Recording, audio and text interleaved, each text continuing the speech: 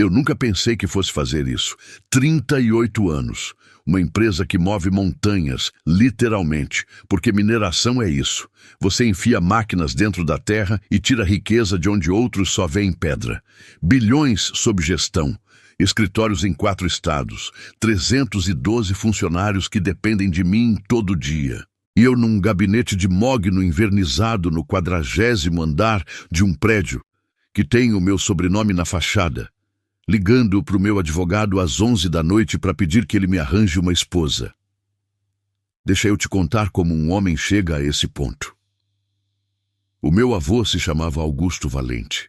Dom Augusto todo mundo chamava, não porque era título de nobreza, era título de respeito.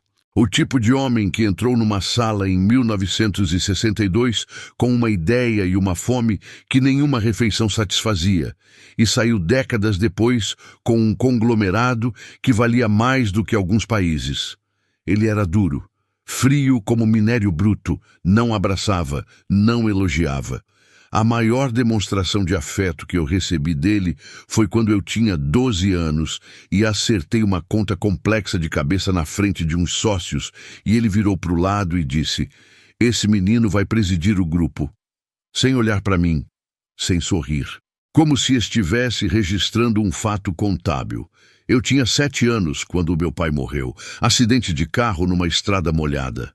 Minha mãe não aguentou o luto. Não vou entrar em detalhes, porque isso é uma dor que ainda fica em mim como estilhaço. O que importa é que sobrou o Dom Augusto, e ele me pegou e me transformou no herdeiro que ele precisava, não necessariamente no filho que eu precisava ser. Aprendi a negociar antes de aprender a pedir desculpa. Aprendi a ler balanço patrimonial antes de aprender a ler gente. E quando os outros meninos da minha escola estavam descobrindo o amor, eu estava descobrindo estratégia empresarial. Você pode imaginar como isso moldou um homem. Ou talvez não precise imaginar, basta olhar para mim. Dom Augusto morreu aos 92 anos, numa terça-feira de março, quieto, no quarto da casa que ele nunca vendeu no interior de Minas. Eu estava ao lado. Segurei a mão dele. A primeira vez que eu segurei a mão dele desde que era criança, e ele olhou para mim com aqueles olhos que viram 60 anos de negócio e disse: "Marcos, você construiu tudo, mas você não tem nada." Fechou os olhos. E foi. Eu fiquei naquela cadeira por 1 hora depois que ele partiu.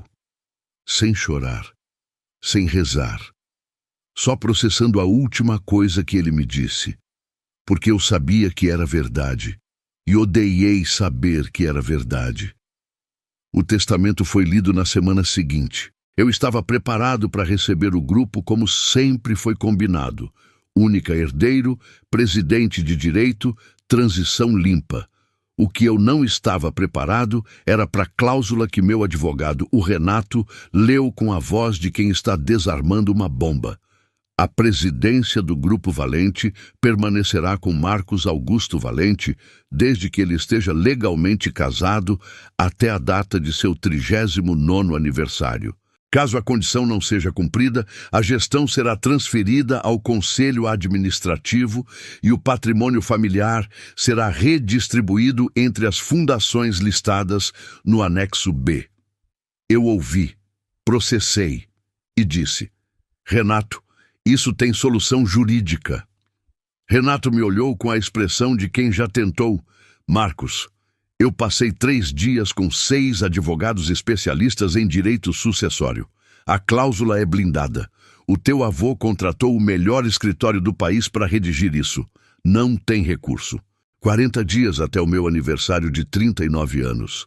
40 dias para me casar ou perder 2 bilhões de reais e a empresa que meu avô construiu a vida inteira. A empresa que eu presidia desde os 28 anos. A empresa que era a única coisa que eu conhecia como lar. Casa ou perde.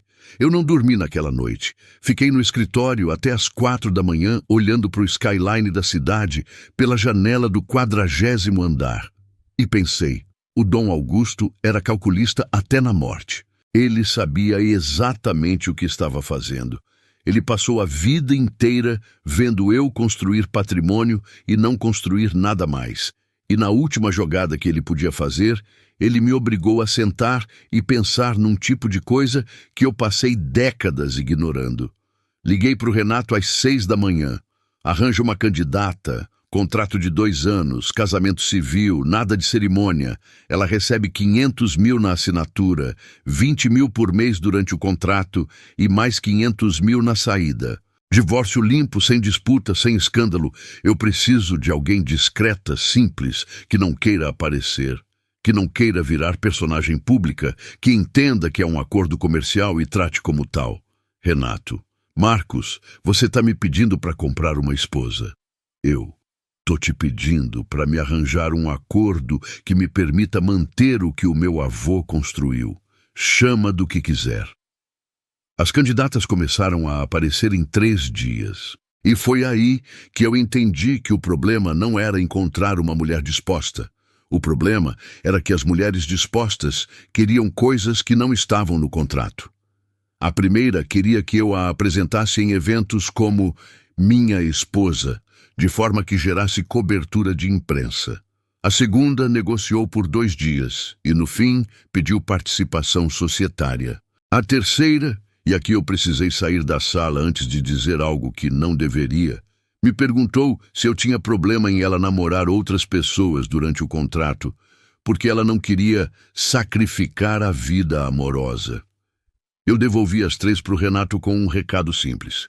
Eu não quero ambição. Eu não quero exposição. Eu quero alguém que pegue o dinheiro, cumpra o acordo e saia em 2 anos como entrou, quieta. Alguém que tenha uma razão concreta para precisar desse dinheiro. Não ganância. Uma razão real. E então apareceu o caso de Isadora. Renato me mandou um resumo de uma página. Eu li 2 vezes. Isadora Mendes, 27 anos, auxiliar de biblioteca pública. Mora com a mãe, Dona Glória, 58 anos. Problema cardíaco grave, cirurgia urgente que custa R$380 mil, convênio não cobre, fila pública estimada em 2 anos. A filha soube da proposta por uma amiga que trabalha no escritório do Renato. Recusou de imediato. A amiga insistiu. A filha foi conversar com a mãe. A mãe disse que preferia morrer a ver a filha num casamento falso. A filha disse que a mãe não ia morrer. Eu li esse resumo e fiquei parado, porque era diferente, não era ganância, não era oportunismo, não era alguém mirando na minha conta bancária como troféu. Era uma filha tentando salvar a mãe.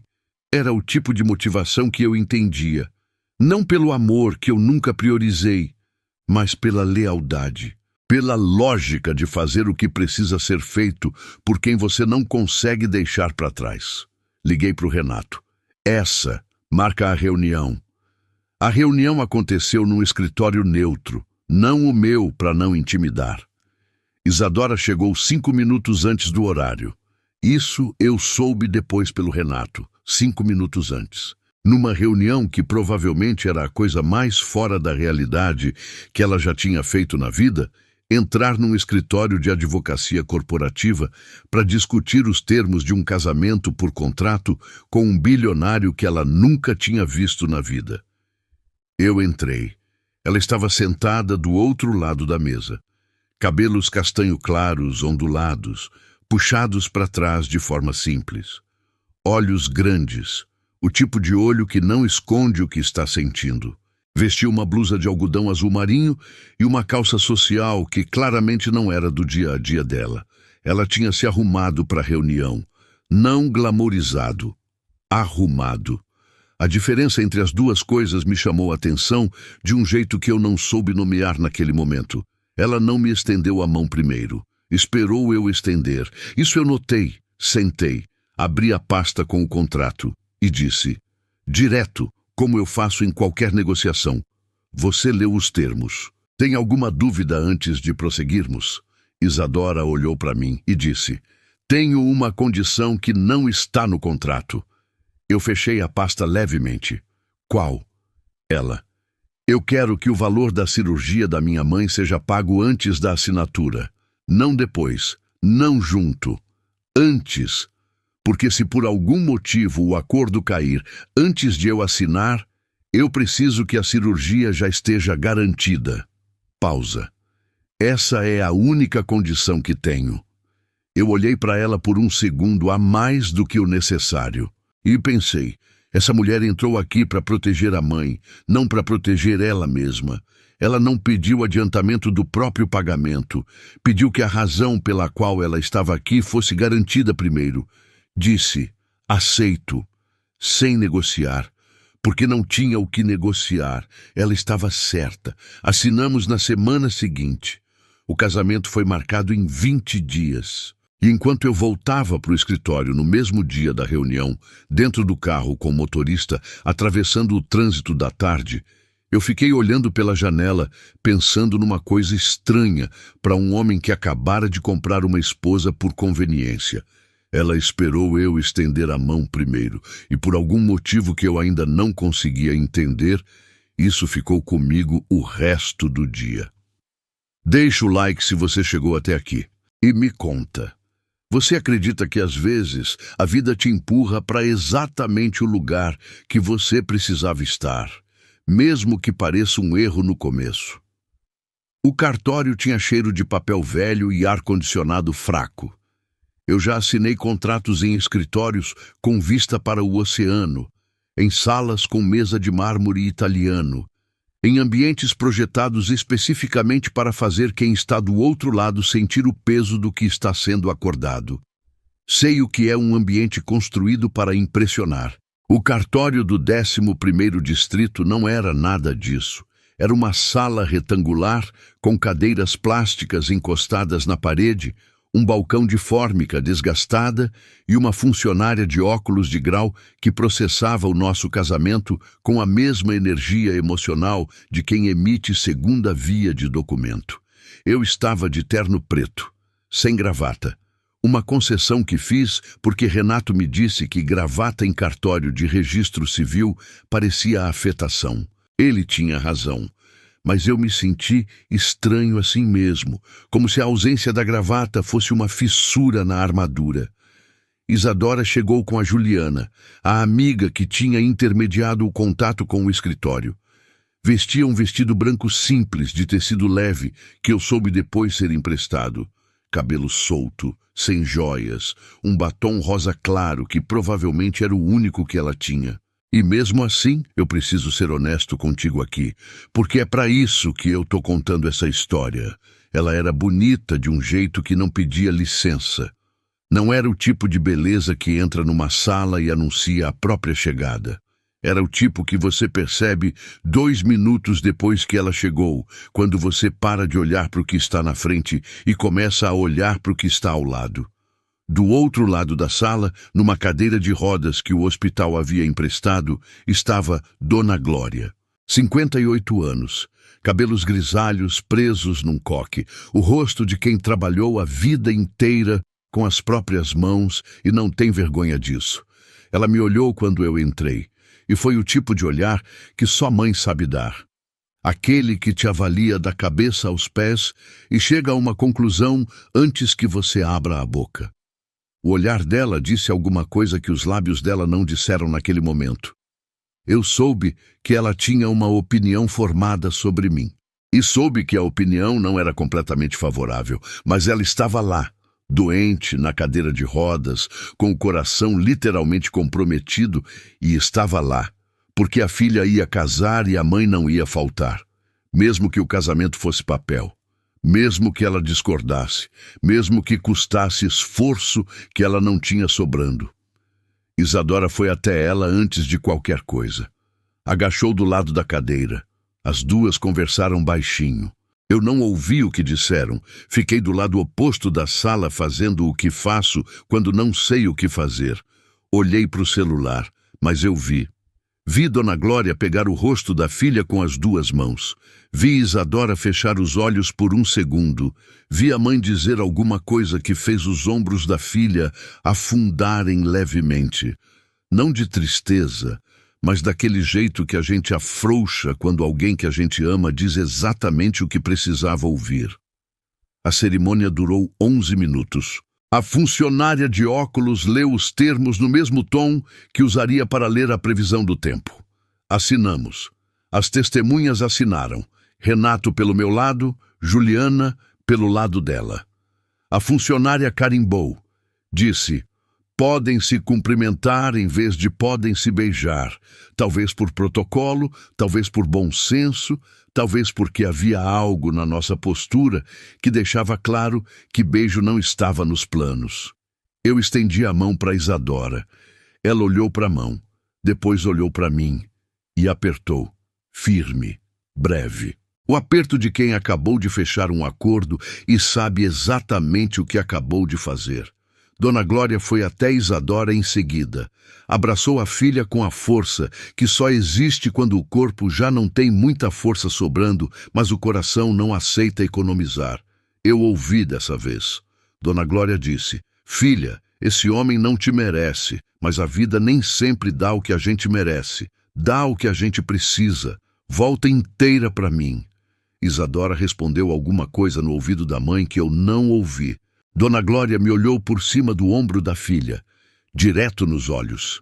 E o olhar dessa vez não era avaliação, era aviso, sem palavras, do tipo que não precisa de palavras. Eu sustentei o olhar e concordei com a cabeça, levemente, quase imperceptível, porque era o mínimo que eu podia fazer diante de uma mulher que estava entregando a filha para uma situação que ela nunca teria escolhido, por uma razão que não deveria existir num mundo mais justo. No carro a caminho do aeroporto, eu e Isadora íamos lado a lado no banco traseiro. Renato seguia em outro veículo. O motorista tinha sido instruído a não ligar o rádio. O silêncio entre mim e Isadora era do tipo denso, não desconfortável ainda, mas consciente. Os dois sabiam que algo havia sido assinado que não tinha como ser desassinado. Eu disse: a lua de mel é necessária para as aparências. 3 dias numa ilha privada no Caribe. A suíte principal é sua, quarto de casal. Eu fico no anexo. São ambientes separados. Não precisa se preocupar com nada. Isadora olhou pela janela do carro. Disse: eu nunca saí do país. Não foi reclamação. Não foi espanto exagerado. Foi apenas uma informação dita em voz alta, quase para ela mesma, como quem está tentando organizar a própria realidade enquanto ela muda mais rápido do que é possível acompanhar. Eu disse: agora você vai. É parte do contrato. Ela continuou olhando pela janela, e eu continuei olhando para frente. E os dois fingimos que aquilo era uma conversa normal entre duas pessoas normais indo para uma viagem normal. O jato particular decolou às 2 da tarde. Eu precisei trabalhar durante o voo. Havia uma aquisição em andamento que não parava porque eu estava de lua de mel por conveniência. Abri o notebook, liguei para o Dário, revisei números, fiz o que sempre faço em qualquer espaço que ocupo. Transformei em escritório. Isadora ficou do lado oposto da cabine. Não reclamou do barulho das minhas ligações. Não tentou puxar conversa. Pegou um livro da bolsa, eu vi a capa de relance, Orgulho e Preconceito, o exemplar velho com a lombada colada com durex, e leu durante quase todo o voo. De vez em quando olhava pela janela oval do jato com uma expressão que eu não soube classificar. Não era alegria, não era medo, era algo intermediário. O rosto de quem está vivendo uma coisa que nunca imaginou viver e ainda não decidiu o que sente sobre isso. Quando o jato começou a descida e a ilha apareceu lá embaixo pela janela, Isadora se inclinou levemente para o vidro.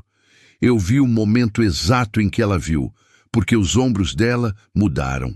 Aquela tensão toda que ela carregava desde o cartório afrouxou por um segundo, involuntária, porque o que estava lá embaixo era bonito demais para qualquer tensão aguentar.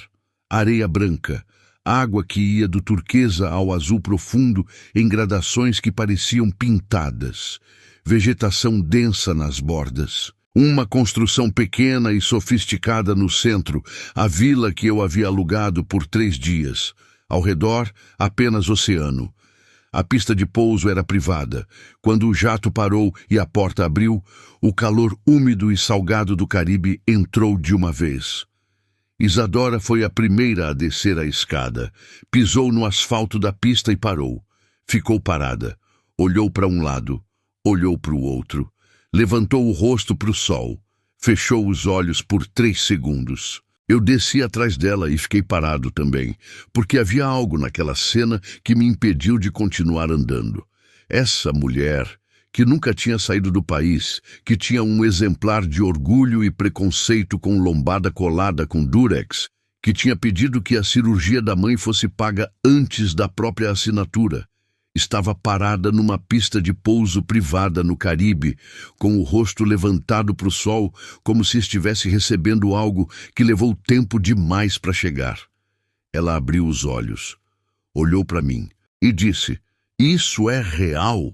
Eu disse: "É, aluguei por 3 dias. Tem chefe, piscina, lancha e um recife de coral a 200 metros. O seu quarto tem banheira com vista para o mar." Isadora: "E o seu?" Eu: "O anexo é mais simples." Ela: "Por que eu fico no principal?" Eu: "Porque no contrato diz que a sua estadia é confortável. E eu sou um homem de palavra." Ela me olhou por um segundo a mais e depois virou e seguiu o funcionário da vila que veio nos receber. E eu fui atrás, pensando numa coisa estranha. Ela não agradeceu, não disse "que lindo" para me agradar. Não fingiu gratidão que não sentia. Simplesmente perguntou se era real. E quando confirmei, seguiu em frente. Como se a realidade, confirmada, bastasse. A primeira noite eu fui para o anexo como combinado. Menor, mais simples, mas suficiente. Deitei na cama e olhei para o teto de palha e ouvi o oceano do lado de fora. E pensei na última coisa que o Dom Augusto me disse antes de morrer. "Você construiu tudo, mas você não tem nada." E pensei que o velho tinha morrido, mas continuava me perturbando de um jeito que poucos vivos conseguem. No segundo dia, tomamos café da manhã juntos na varanda. Mesa posta pelo chefe, frutas, pão, ovos, café forte, suco de laranja espremido na hora. O sol já estava alto. O mar estava quieto. O silêncio entre nós dois era o tipo constrangedor da manhã. Não tínhamos chegado ainda no silêncio confortável. Então, os dois fingíamos estar ocupados. Eu no tablet. Ela olhando para o mar com a caneca de café nas 2 mãos. Ela quebrou primeiro. "Você já nadou nesse mar?" Eu disse: "Não. Eu alugo ilhas, não nado nelas." Ela me olhou, disse: "Que desperdício." E voltou a olhar para o mar. Sem tom de julgamento, apenas como quem constata um fato que considera genuinamente triste. Eu fiquei com aquela frase na cabeça o resto do café da manhã. Que desperdício! 3 palavras ditas sem maldade por uma mulher que nunca tinha saído do país, para um homem que alugava ilhas e não nadava nelas. E de algum jeito as 3 palavras chegaram num lugar que relatórios financeiros nunca chegam. À tarde, fui para o escritório improvisado no anexo resolver pendências. Pela janela do anexo, tinha vista parcial para a praia. Em algum momento, parei de olhar para a tela e olhei pela janela. E vi Isadora. Ela estava no mar, de camiseta branca de algodão e short jeans. Porque soube depois, ela não tinha trazido biquíni adequado para o Caribe, porque nenhuma bibliotecária de Diadema planeja uma lua de mel numa ilha privada com antecedência suficiente para isso. A camiseta já estava encharcada, colada no corpo, e ela estava completamente indiferente a isso. Nadava com braçadas largas e desajeitadas, e completamente felizes, naquele mar turquesa, que custou mais por dia do que o salário anual de muita gente. Eu ri.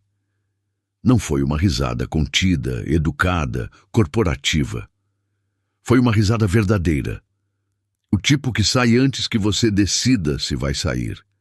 Porque havia algo naquela cena que era simultaneamente a coisa mais absurda e a coisa mais honesta que eu já tinha visto numa ilha que já recebeu políticos, celebridades e executivos de 3 continentes. Nenhum deles tinha nadado de camiseta. Nenhum deles tinha aparecido tão genuinamente no lugar certo. Fechei o notebook. Pela primeira vez em meses, fechei o notebook sem culpa. À noite, fui ao quarto principal buscar um documento que tinha deixado na mesa. Uma pasta com contratos que o Renato tinha pedido que eu revisasse até o fim da viagem. Bati na porta. Ouvi os passos dela do lado de dentro. Isadora abriu. Camisola de algodão simples, branca. O tipo de roupa que não foi escolhida para impressionar ninguém, foi escolhida para ser confortável numa noite quente. Cabelo molhado do banho, solto, escurecido pela água, sem maquiagem, sem nada que não fosse ela. Eu parei. Não foi uma parada dramática, não foi o tipo de coisa que você narra em voz alta. Foi aquela fração de segundo em que os olhos registram algo e o cérebro ainda está atrasado para processar. Eu tinha visto Isadora no cartório com o vestido emprestado. Tinha visto ela no jato com o livro de lombada quebrada. Tinha visto ela nadando de camiseta no Caribe, mas naquela porta, sem nenhuma roupa de ocasião, sem nenhuma armadura de situação, eu a vi. Disse, eu vim pegar um documento, na mesa. Ela abriu a porta mais. Entra. Entrei. Peguei a pasta. Fiquei parado do lado da mesa por um segundo que durou mais do que deveria. Havia pétalas de rosa no chão que o hotel tinha colocado sem ninguém pedir. Champanhe intocada numa mesa lateral.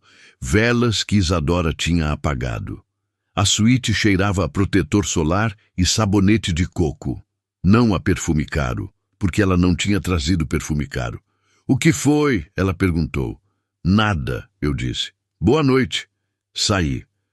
No corredor encostei as costas na parede. Fiquei parado no escuro do corredor com a pasta de contratos na mão e o oceano suando lá fora. E fiquei tentando identificar o que estava acontecendo dentro de mim com a mesma precisão que uso para identificar risco em qualquer negociação. Não consegui nomear. E isso, para um homem que nomeia tudo, foi a coisa mais perturbadora que aconteceu naquela ilha. Existe um tipo de noite que não pede licença para mudar você. Não é a noite do grande acontecimento. Não é a noite da revelação bombástica ou do gesto cinematográfico. É a noite quieta. A noite em que o cenário é bonito demais e a guarda está baixa demais e a pessoa do outro lado da mesa diz alguma coisa simples que chega num lugar que você nem sabia que ainda estava vazio. Essa foi a terceira noite na ilha, e eu preciso te contar com cuidado, porque se eu passar rápido por ela, eu não faço jus ao que ela foi. O chefe preparou um jantar de frutos do mar na varanda. Lagosta, camarão, peixe branco grelhado com ervas que eu não soube nomear, mas que cheiravam a mar e limão. A mesa estava posta com aquela precisão exagerada de quem foi contratado para criar atmosfera. Velas no centro, taças altas, guardanapos dobrados em forma de flor, flores brancas num vaso baixo. A lua estava cheia. Não a lua discreta de noites comuns, mas aquela lua do Caribe que parece aumentada, que ilumina a água de um jeito que faz o oceano parecer sólido, navegável, como se você pudesse caminhar sobre ele. Eu levei vinho. Isadora pediu suco de manga. Soube então que ela não bebia álcool, nunca tinha bebido, não por ideologia ou religião, simplesmente porque nunca quis. Outro dado que ficou registrado em algum lugar em mim sem que eu pedisse. Os primeiros 20 minutos foram os mais difíceis.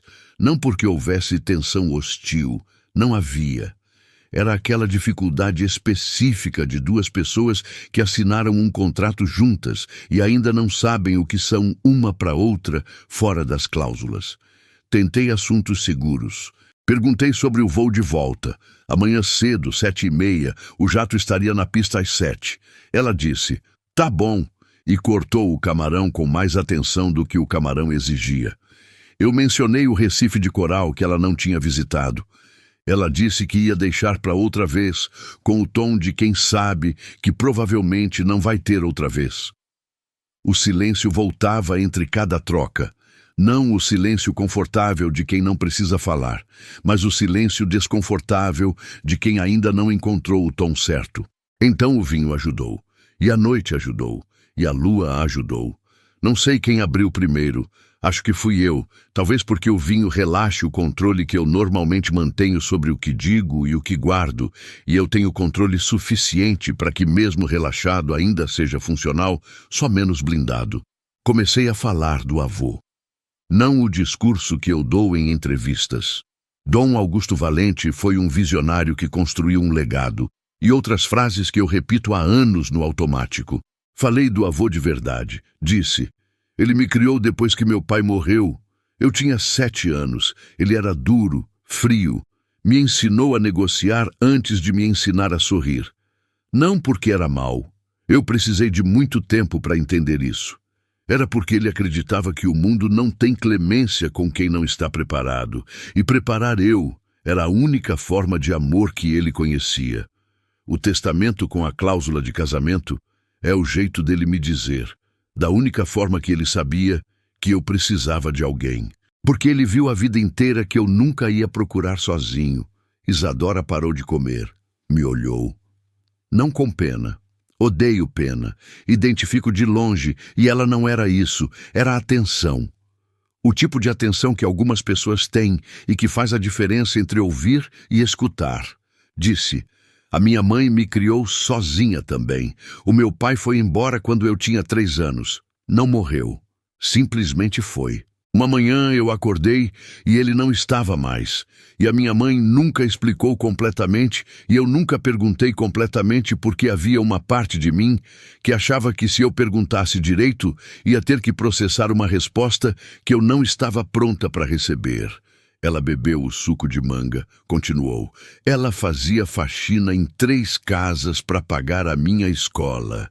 Chegava em casa às 8 da noite com os joelhos doendo e as mãos ásperas de produto de limpeza. E toda noite sem exceção, ela sentava na minha cama e lia um livro comigo. Qualquer livro, o que tivesse. A gente passou por enciclopédia, por revista velha, por manual de eletrodoméstico. Ela leu tudo com a mesma seriedade de quem está passando algo sagrado. Por isso eu trabalho na biblioteca, porque livros foram a coisa mais constante que eu tive. E constância, para quem cresceu sem ela, é o bem mais precioso que existe. Eu fiquei em silêncio por um momento. Depois disse: você é a pessoa mais inesperada que eu já conheci. Ela: inesperada como? Eu: como alguém que nada de camiseta numa ilha de R$200 mil por dia e faz o mar parecer mais bonito do que era antes. A frase saiu antes que eu decidisse dizê-la. Esse é o problema do vinho com a lua cheia no Caribe. A fronteira entre o que você pensa e o que você fala fica porosa. E a frase ficou no ar entre nós dois com um peso que nenhum de nós tinha planejado. Isadora não respondeu. Olhou para o mar, sorriu de lado. Não o sorriso social de quem está sendo educada, mas aquele sorriso pequeno e involuntário de quem recebeu algo que não esperava e não sabe bem o que fazer com isso ainda. Ficamos em silêncio. Mas era um silêncio diferente agora. Não o silêncio constrangido do início do jantar. Era o silêncio de quem parou de tentar preencher o ar com palavras, porque o ar já estava suficientemente preenchido com outra coisa. Depois do jantar descemos para a praia. Não foi uma decisão deliberada. Foi uma daquelas coisas que acontece naturalmente quando 2 pessoas terminam de comer e a noite está boa demais para voltar para dentro. O chefe tinha recolhido os pratos. As velas ainda estavam acesas na mesa da varanda lá em cima. A areia estava morna dos pés descalços, porque o Caribe guarda o calor do sol na areia mesmo depois que o sol some. Caminhamos sem destino e sem falar. As ondas chegavam mansamente, cobriam os pés até o tornozelo, recuavam. O sal do mar, misturado com o cheiro das flores que cresciam na borda da vegetação, um aroma que eu nunca tinha prestado atenção antes, porque nunca tinha parado tempo suficiente em nenhuma ilha para sentir. Em algum momento paramos. Ficamos lado a lado olhando para o horizonte onde a lua desenhava uma faixa branca sobre a água. Isadora levantou levemente o rosto para o vento, o mesmo gesto que ela tinha feito na pista de pouso quando pousamos, o rosto recebendo o que o ar tem de oferecer. Me virei para ela. Ela ainda estava com os olhos semicerrados para o vento, e foi aí que aconteceu a coisa que eu não sei descrever sem parecer que estou exagerando. Mas eu nunca exagero. Então, vou tentar ser preciso. Eu me movi na direção dela sem ter tomado a decisão de fazer isso. Não foi cálculo, não foi estratégia, foi o corpo agindo antes do racional autorizar, que é exatamente o tipo de coisa que nunca acontece comigo e que por isso me pegou completamente desprevenido. Isadora sentiu o movimento, abriu os olhos, me olhou. Não recuou. Levantei a mão devagar, porque havia algo naquele momento que pedia lentidão, que era frágil demais para qualquer movimento brusco. O vento tinha jogado uma mecha de cabelo no rosto dela. Meus dedos tocaram o cabelo para tirá-lo. E tocaram a bochecha dela sem querer. Apenas a ponta dos dedos, por menos de 1 segundo, mas a pele dela estava quente do sol do dia, ainda guardado nela. E Isadora fechou os olhos brevemente quando isso aconteceu. Eu me inclinei. Não sei dizer exatamente o que eu ia fazer, porque naquele momento eu não estava pensando em termos de intenção e consequência, que é como eu processo tudo, sempre. Estava apenas presente de um jeito que raramente consigo estar. A distância entre nós era de centímetros. A lua estava atrás dela. O oceano estava na frente. E havia ali uma quietude específica, a quietude de antes, que é diferente da quietude de depois. O celular vibrou no bolso. Atendi por reflexo. É o que 30 anos de condicionamento corporativo fazem com um homem. O celular vibra e o corpo responde antes que a cabeça pense.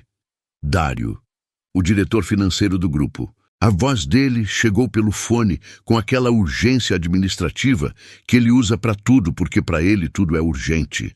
Números, projeção do 3º trimestre, uma questão com o conselho que não podia esperar até a volta. Eu atendi. Claro que atendi. E odeio que atendi. A conversa durou 2 minutos. 2 minutos durante os quais eu fiquei parado naquela praia, com o celular no ouvido e a lua no Caribe e os pés na areia quente, respondendo sobre projeção de receita, como se eu não estivesse a centímetros de fazer algo que não tinha precedente na minha vida adulta. Dário falou. Eu respondi. Dário confirmou.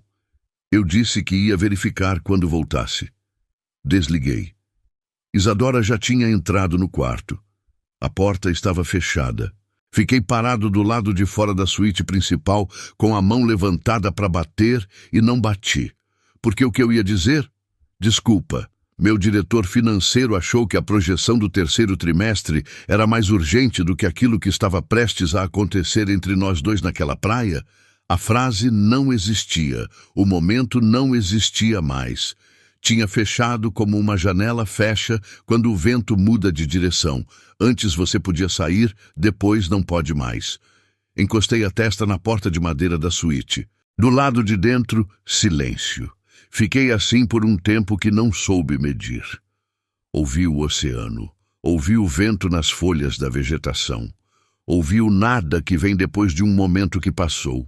E soube, com a mesma clareza com que identifico qualquer dado relevante em qualquer análise que já fiz na vida, que eu tinha quase beijado Isadora Mendes, a mulher que eu havia contratado, a mulher com quem eu estava casado no papel, a mulher que eu conhecia há menos de 1 mês, a mulher que tinha pedido para o suco de manga ser de manga mesmo, não de caixinha, com o tom de quem não costuma pedir nada, mas quando pede, é porque importa. E soube também outra coisa, essa mais difícil de admitir para mim mesmo, porque exigiu que eu fosse honesto num lugar em que raramente sou. Eu queria ter beijado.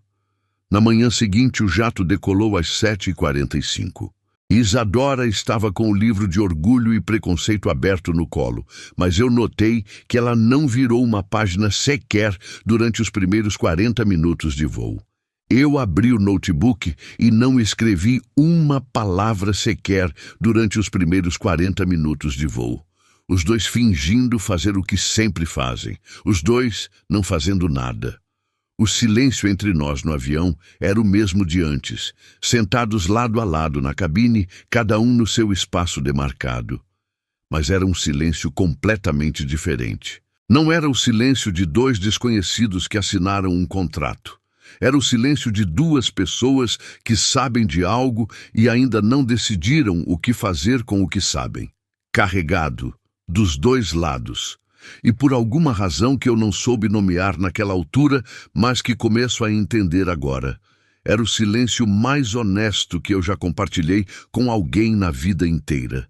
Eu aprendi muito cedo que controle é a única forma confiável de segurança. Não é cinismo, é experiência.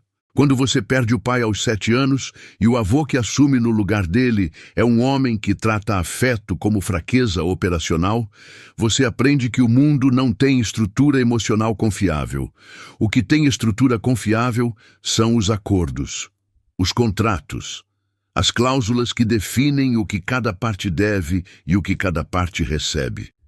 Dentro de um contrato, eu sei onde estou, sei o que esperar. Sei o que fazer quando algo desvia do planejado.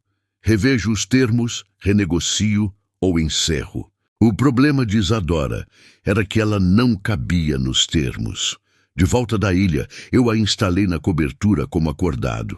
Quarto de hóspedes dela, uma suíte no ala leste do duplex, separada do meu quarto por um corredor inteiro e uma sala de estar.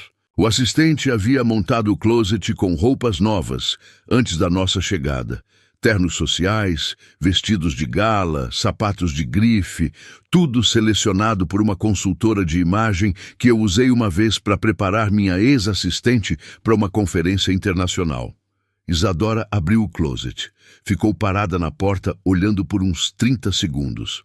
Depois virou para mim. Marcos, eu não preciso de tudo isso. Eu trouxe as minhas roupas. Eu disse, o contrato prevê guarda-roupa adequado para eventos corporativos. Ela, eu posso ir de jeans? Eu quase ri. Segurei. Disse, não. Ela suspirou. Não de resignação irritada, mas daquele jeito de quem concorda com o raciocínio, mas ainda acha o mundo uma besteira por exigir aquilo. Passou os dedos numa manga de um vestido longo de crepe bordô. Disse baixinho, mais para ela do que para mim. Parece fantasia. E fechou o closet. Nessa semana, o pagamento da cirurgia de Dona Glória havia sido processado antes mesmo da nossa volta da ilha. Eu havia dado a instrução para o Renato no dia em que Isadora assinou o contrato como acordado. O hospital particular confirmou a data. A cirurgia aconteceu numa quinta-feira de manhã. Eu estava em reunião com o conselho quando a cirurgia começou. Uma aquisição em fase final de due diligence, numbers que precisavam de atenção, advogados dos dois lados na mesma sala. Eu estava presente da forma que preciso estar em negociações, completamente focado, lendo cada pausa, cada hesitação do outro lado, cada número que não fechava com o que havia sido apresentado antes. No intervalo, olhei o celular. Uma mensagem de Renato. Cirurgia iniciou. Isadora está na sala de espera. Sozinha. Ela estava na sala de espera sozinha, enquanto eu estava sentado numa mesa de reunião, discutindo cláusulas de indenização com 6 advogados. Não voltei para a reunião imediatamente. Fiquei no corredor por alguns minutos. Liguei para a floricultura que usa o meu cartão corporativo e pedi um arranjo de lírios brancos. Não porque eu sabia que era a flor favorita dela, eu não sabia disso ainda. Foi instinto ou acaso, ou as duas coisas. E dei o endereço do hospital com instrução de entregar no quarto de Dona Glória após a cirurgia. Sem bilhete. Não porque estava evitando assinar, mas porque não soube o que escrever. Não havia linguagem que eu dominasse para aquele tipo de gesto. Então mandei as flores e deixei que elas dissessem o que elas pudessem dizer sozinhas. Voltei para a reunião. Fechei a aquisição. Soube que a cirurgia tinha dado certo às 5 da tarde, quando Isadora mandou uma mensagem curta. Deu certo. Obrigada. 2 pontos finais. A pontuação de quem está aliviada demais para elaborar. Não respondi com nada além de fico feliz, porque era o que eu tinha. E era verdade. As semanas seguintes criaram uma rotina que eu não havia planejado e que insistia em se instalar apesar de tudo. Café da manhã juntos.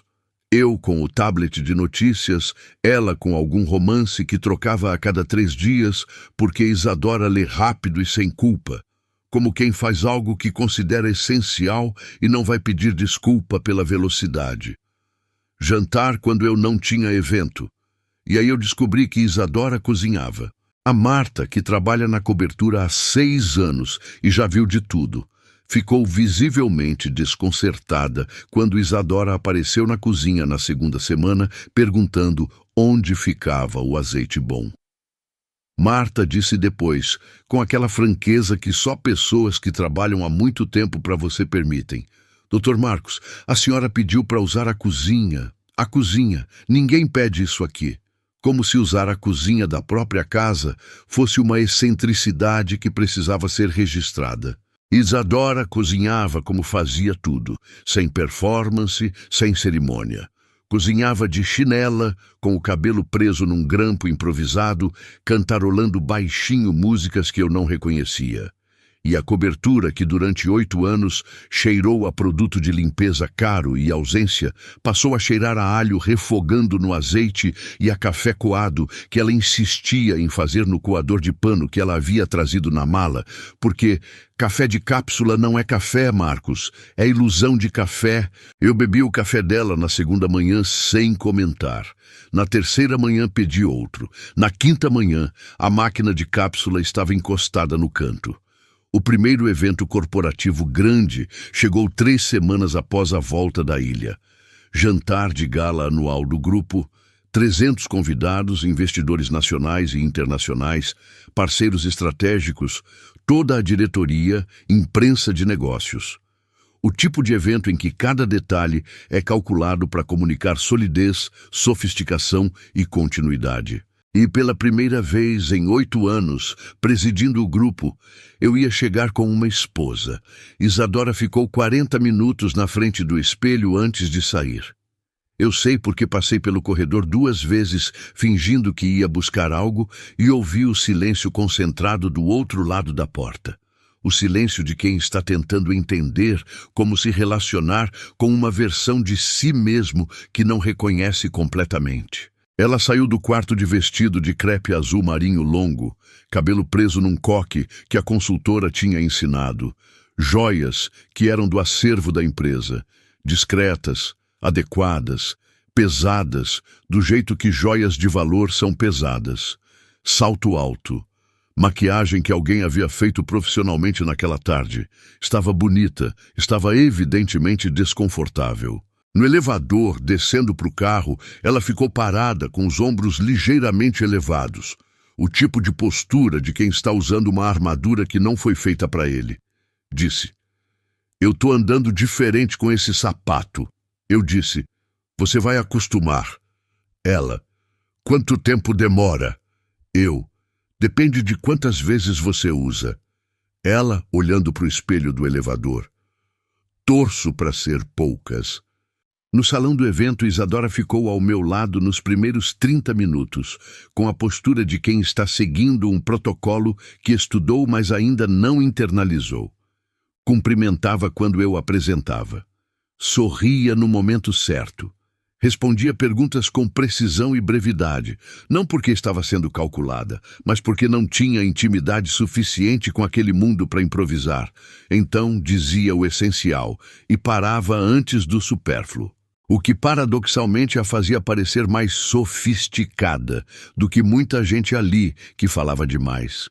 Na descida da escada principal do salão, o salto direito encontrou um desnível que a consultora não havia previsto no treinamento. Isadora tropeçou, não caiu, mas foi o tipo de tropeço que chama a atenção numa sala cheia de gente que está prestando atenção. Minha mão estava no lugar certo porque eu estava ao lado dela, e segurei pelo cotovelo antes que qualquer coisa pior acontecesse. Ela estabilizou, respirou, e então, porque Isadora não desperdiça uma situação, percebi ali, olhou para mim e disse baixinho com um sorriso contido: "Eu tô mais acostumada com Melissa do que com Louboutin." Eu disse: "Quem é Melissa?" Ela: "Minha chinela de dedo, a azul, que eu uso em casa." Eu gargalhei. Não foi a gargalhada polida que eu uso em contextos sociais. A gargalhada calculada no volume e na duração para comunicar descontração sem perder compostura. Foi uma gargalhada verdadeira, do tipo que sai do lugar onde o controle não chega. 2 executivos do conselho que estavam a 3 metros me olharam com a expressão de quem nunca me tinha ouvido fazer aquele som. Provavelmente porque nunca tinham. Porque eu mesmo não me lembrava da última vez. Isadora olhou para mim com surpresa genuína, como se a gargalhada fosse mais inesperada do que o tropeço. Depois disso, ela ficou mais solta. Não totalmente. O ambiente não era dela, e ela sabia disso sem fingir que não sabia, o que era uma das coisas mais refrescantes nela. Mas havia algo que havia relaxado levemente, como quando você vê que a pessoa ao seu lado também está improvisando, e de repente improvisar parece menos assustador. Foi durante o coquetel depois do jantar que Dário me puxou para o lado. Dário tem 50 anos, cabelo grisalho cortado curto, a postura de quem passou décadas sendo o homem mais inteligente na sala e raramente foi contestado nisso. É competente. Eu não manteria alguém incompetente na diretoria financeira do grupo.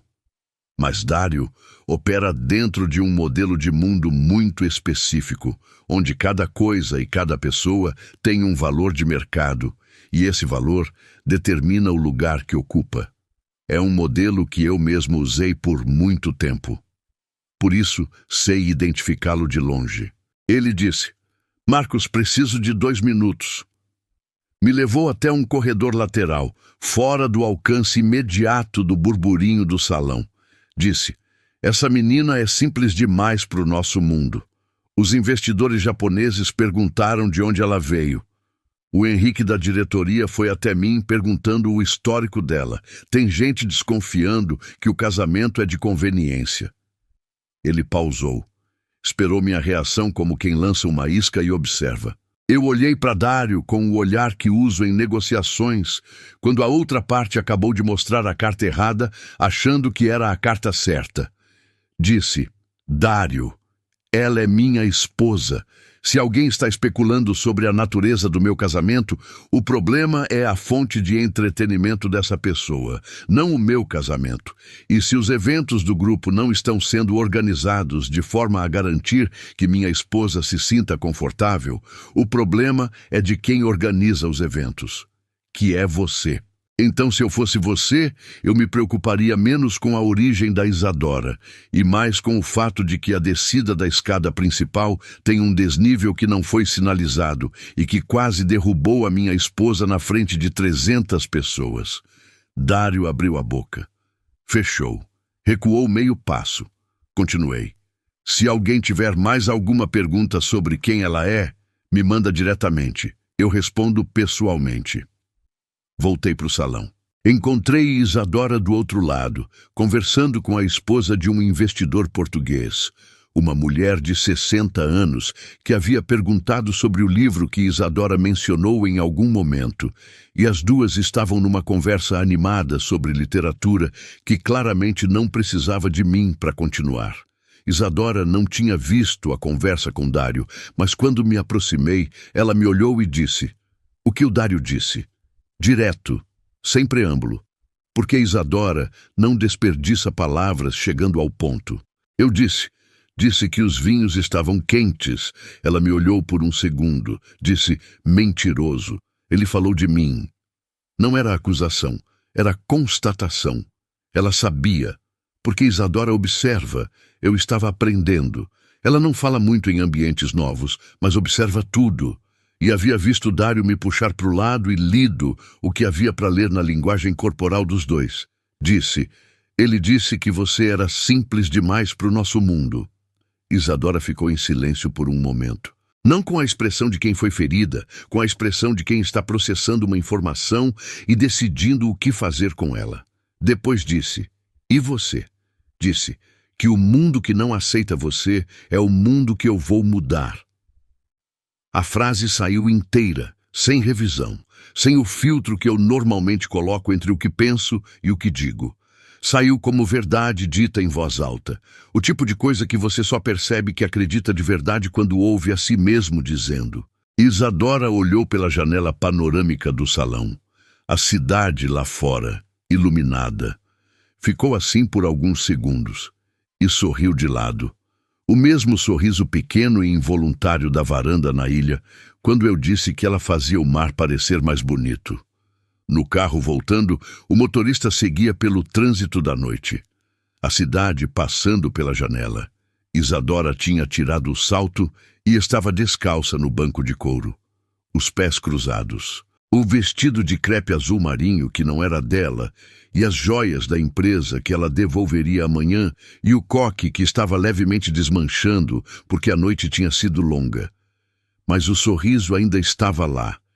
E eu olhei para frente e pensei, 38 anos construindo um império, 312 funcionários, 2 bilhões sob gestão, uma cobertura de 400 metros quadrados que cheirava a ausência até 3 semanas atrás. E a coisa mais próxima de algo real que eu tinha sentido em muito tempo tinha acontecido porque uma mulher de chinela melissa tropeçou numa escada de gala e riu antes de cair. O contrato estava vivo no papel, mas em algum lugar que eu não soube apontar no mapa, ele tinha começado a morrer. 3 meses. 90 e poucos dias, desde o cartório de fórmica desgastada, onde uma funcionária de óculos leu nossos votos com a entonação de quem lê a lista de compras. 90 dias de café coado no coador de pano, de romances empilhados em toda a superfície disponível, de jantares que começavam com silêncio e terminavam com conversa que eu não queria encerrar.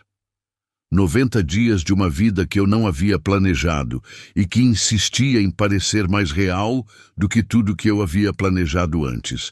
E em 90 dias, nenhum beijo. Não por falta de oportunidade. A eletricidade entre nós havia se tornado uma presença física constante, algo que ocupava o espaço entre os dois quando estávamos perto, algo que os dois fingíamos não sentir com uma habilidade que eu admirava e detestava ao mesmo tempo. Os toques aconteciam no território do acidental. Minha mão na cintura dela quando passávamos lado a lado na cozinha estreita, os dedos que se encontravam na troca de caneca no café da manhã e demoravam 1 segundo a mais que o necessário para se soltar, o momento em que eu ajustei o colarinho do paletó dela antes de um evento e fiquei parado ali, a 2 centímetros do rosto dela. E os dois simplesmente respiramos por um instante que durou mais do que o paletó exigia. Nenhum beijo. Nenhuma declaração, apenas a eletricidade crescendo a cada dia como coisa viva que não pede permissão. Naquela noite, o temporal chegou sem aviso. São Paulo tem tempestades que parecem pessoais, o tipo de chuva que não é fenômeno meteorológico, é julgamento. A chuva bateu na vidraça da cobertura às 10 da noite com a força de quem estava esperando a oportunidade. O vento virou o guarda-chuva do terraço. O céu fechou completamente em 15 minutos. Então, com aquele timing dramático que só a natureza consegue, por ser completamente indiferente ao timing, a luz caiu. Não apagou gradualmente. Caiu de uma vez, como alguém que corta um fio. A cobertura inteira no escuro absoluto. O tipo de escuro urbano que desorientar porque você está acostumado a nunca ter escuro verdadeiro numa cidade iluminada. O gerador deveria ter acionado automaticamente, não acionou. Soube depois que havia uma falha no painel que o técnico ainda não havia corrigido. Uma daquelas manutenções adiadas, porque quando tudo funciona, ninguém pensa em manutenção. Peguei o celular. Liguei a lanterna. Fiquei parado na sala por um momento, orientando os olhos ao escuro parcial que a lanterna criava. Aquela claridade estreita que ilumina o suficiente para você ver o que está na frente, mas escurece tudo em volta. Então, ouvi. Não foi um choro, não foi um grito. Foi um silêncio diferente vindo do corredor. O tipo de silêncio tenso de alguém que está se controlando ativamente. Quem nunca ouviu, não reconhece. Eu reconheci porque cresci numa casa onde controle era a linguagem principal. Fui até o quarto dela. Bati de leve na porta. Isadora, tá tudo bem? Silêncio por 2 segundos. Depois, tô bem. Não estava. Posso entrar? Uma pausa mais longa. Depois, pode. Abri a porta. A lanterna do celular iluminou o quarto em cone estreito. Isadora estava sentada na cama com os joelhos dobrados no peito e os braços enrolados ao redor das pernas. A posição universal de quem está tentando ocupar o menor espaço possível. Como se tornar-se menor pudesse tornar o mundo menos grande. Ela estava tremendo levemente, não de frio. Disse, eu tenho medo de escuro, desde criança. Pausa. Desculpa. Não pede desculpa. Entrei. Sentei na borda da cama, do lado dela. Coloquei o celular na mesinha. Lanterna voltada para o teto, que espalhou uma claridade difusa pelo quarto, suficiente para tirar o escuro absoluto sem chegar à luz. O tipo de iluminação que existe entre o perigo e a segurança. Isadora afrouxou levemente os braços em volta dos joelhos. Respirou. Perguntei. Desde quando? Ela ficou em silêncio por um momento. Depois disse. Desde a noite que o meu pai foi embora. Eu tinha 3 anos. A última memória que tenho dele é a porta se fechando no escuro. Eu estava no corredor, descalça, e vi a porta fechar. E depois o corredor ficou completamente escuro, e eu fiquei parada lá sem entender o que tinha acontecido. Pausa. Eu sei que 3 anos é novo demais para guardar memória com fidelidade, mas essa eu guardei, talvez porque foi a primeira vez que o escuro significou perda. Fiquei em silêncio. Não disse, que triste, nem eu entendo, nem nenhuma das frases que as pessoas dizem quando não sabem o que dizer, mas precisam dizer algo. Apenas fiquei ali, e então, porque o escuro faz isso, porque o escuro remove as camadas externas que a luz do dia ajuda a manter, comecei a falar também. Contei sobre o avô. Não a versão que eu havia contado na varanda da ilha. Essa já havia saído. Contei uma versão mais funda. Contei que Dom Augusto tinha uma biblioteca no escritório da Casa de Minas, com 300 livros que ele nunca leu, comprados por metro linear por um decorador, e que eu passava as tardes naquela biblioteca quando criança não lendo os livros, mas sentado no chão entre as estantes, porque era o único lugar da casa onde o silêncio parecia escolha e não ausência. Contei que nunca aprendi a pedir ajuda, porque na gramática do meu avô pedir ajuda e demonstrar fraqueza eram sinônimos, e que eu tinha 38 anos e ainda não tinha desaprendido completamente isso. Contei que a noite que meu pai morreu eu não chorei. Não porque não sentia, mas porque alguém havia me dito para ser forte e eu havia obedecido tão completamente que o choro não encontrou saída. E que às vezes eu me pergunto aonde ele foi. Aquele choro que não saiu. Isadora me ouvia. No escuro parcial, ela tinha afrouxado completamente os braços dos joelhos, as pernas estendidas agora, os ombros baixos, o corpo de quem está presente de verdade. Falamos por 2 horas, sobre medos, sobre infância, sobre as formas que a gente aprende a ser a partir de quem nos criou, as formas boas e as formas que levam anos para perceber que precisam ser reaprendidas. Sobre livros que salvam. Os dela na biblioteca pública de uma cidade que nunca teve dinheiro suficiente para ter biblioteca boa. Os meus no escritório do avô entre estantes de decoração que guardavam mais silêncio do que literatura. Em algum momento, Não soube precisar quando, porque o tempo dentro de conversas assim funciona diferente. A voz dela foi ficando mais lenta. As pausas entre as frases foram alongando. A respiração foi mudando de ritmo. Perto das 3 da manhã, a cabeça dela caiu no meu ombro. Congelei. Não me movi. Não me inclinei. Não afastei. Fiquei absolutamente imóvel, como quem está segurando algo que pode quebrar se qualquer variável mudar. Pressão, temperatura, ângulo. O peso da cabeça dela no meu ombro era concreto e leve ao mesmo tempo, a contradição física de algo que pesa pela importância e não pela massa. Isadora dormiu. Eu fiquei ali. Senti o momento em que a respiração dela aprofundou completamente, quando o corpo abandona o último resíduo de consciência e entrega ao sono sem reserva. Senti o cabelo dela contra o pescoço. Senti o cheiro de sabonete de coco que ela usava. O mesmo da ilha, porque ela havia gostado e comprado uma barra para trazer. Ouvi a chuva do lado de fora, diminuindo gradualmente, de temporal para garoa, de garoa para orvalho, até o silêncio completo que vem antes do amanhecer. Fiquei imóvel até às 5 da manhã. Quando a luz voltou, o gerador finalmente acionando com um clique que ecoou pela cobertura, Isadora acordou. Levou 2 segundos para localizar onde estava e o que estava apoiando. Então percebeu. O rosto dela ficou vermelho num segundo. Há rubor que sobe rápido quando o corpo reage antes da mente construir defesa. Ela começou. Desculpa, eu disse. Foi a melhor noite que eu tive nesse apartamento. Ela parou. E eu moro aqui há 8 anos. Completei. Isadora me olhou. Naquele claridade fria da manhã cedo, com o cabelo desmanchado do sono e o rosto ainda carregando o relaxamento de quem dormiu de verdade. Ela me olhou de um jeito que eu não soube classificar imediatamente, mas que registrei inteiro, porque há coisas que o corpo arquiva antes que a cabeça organize. Era o olhar de quem acabou de entender alguma coisa.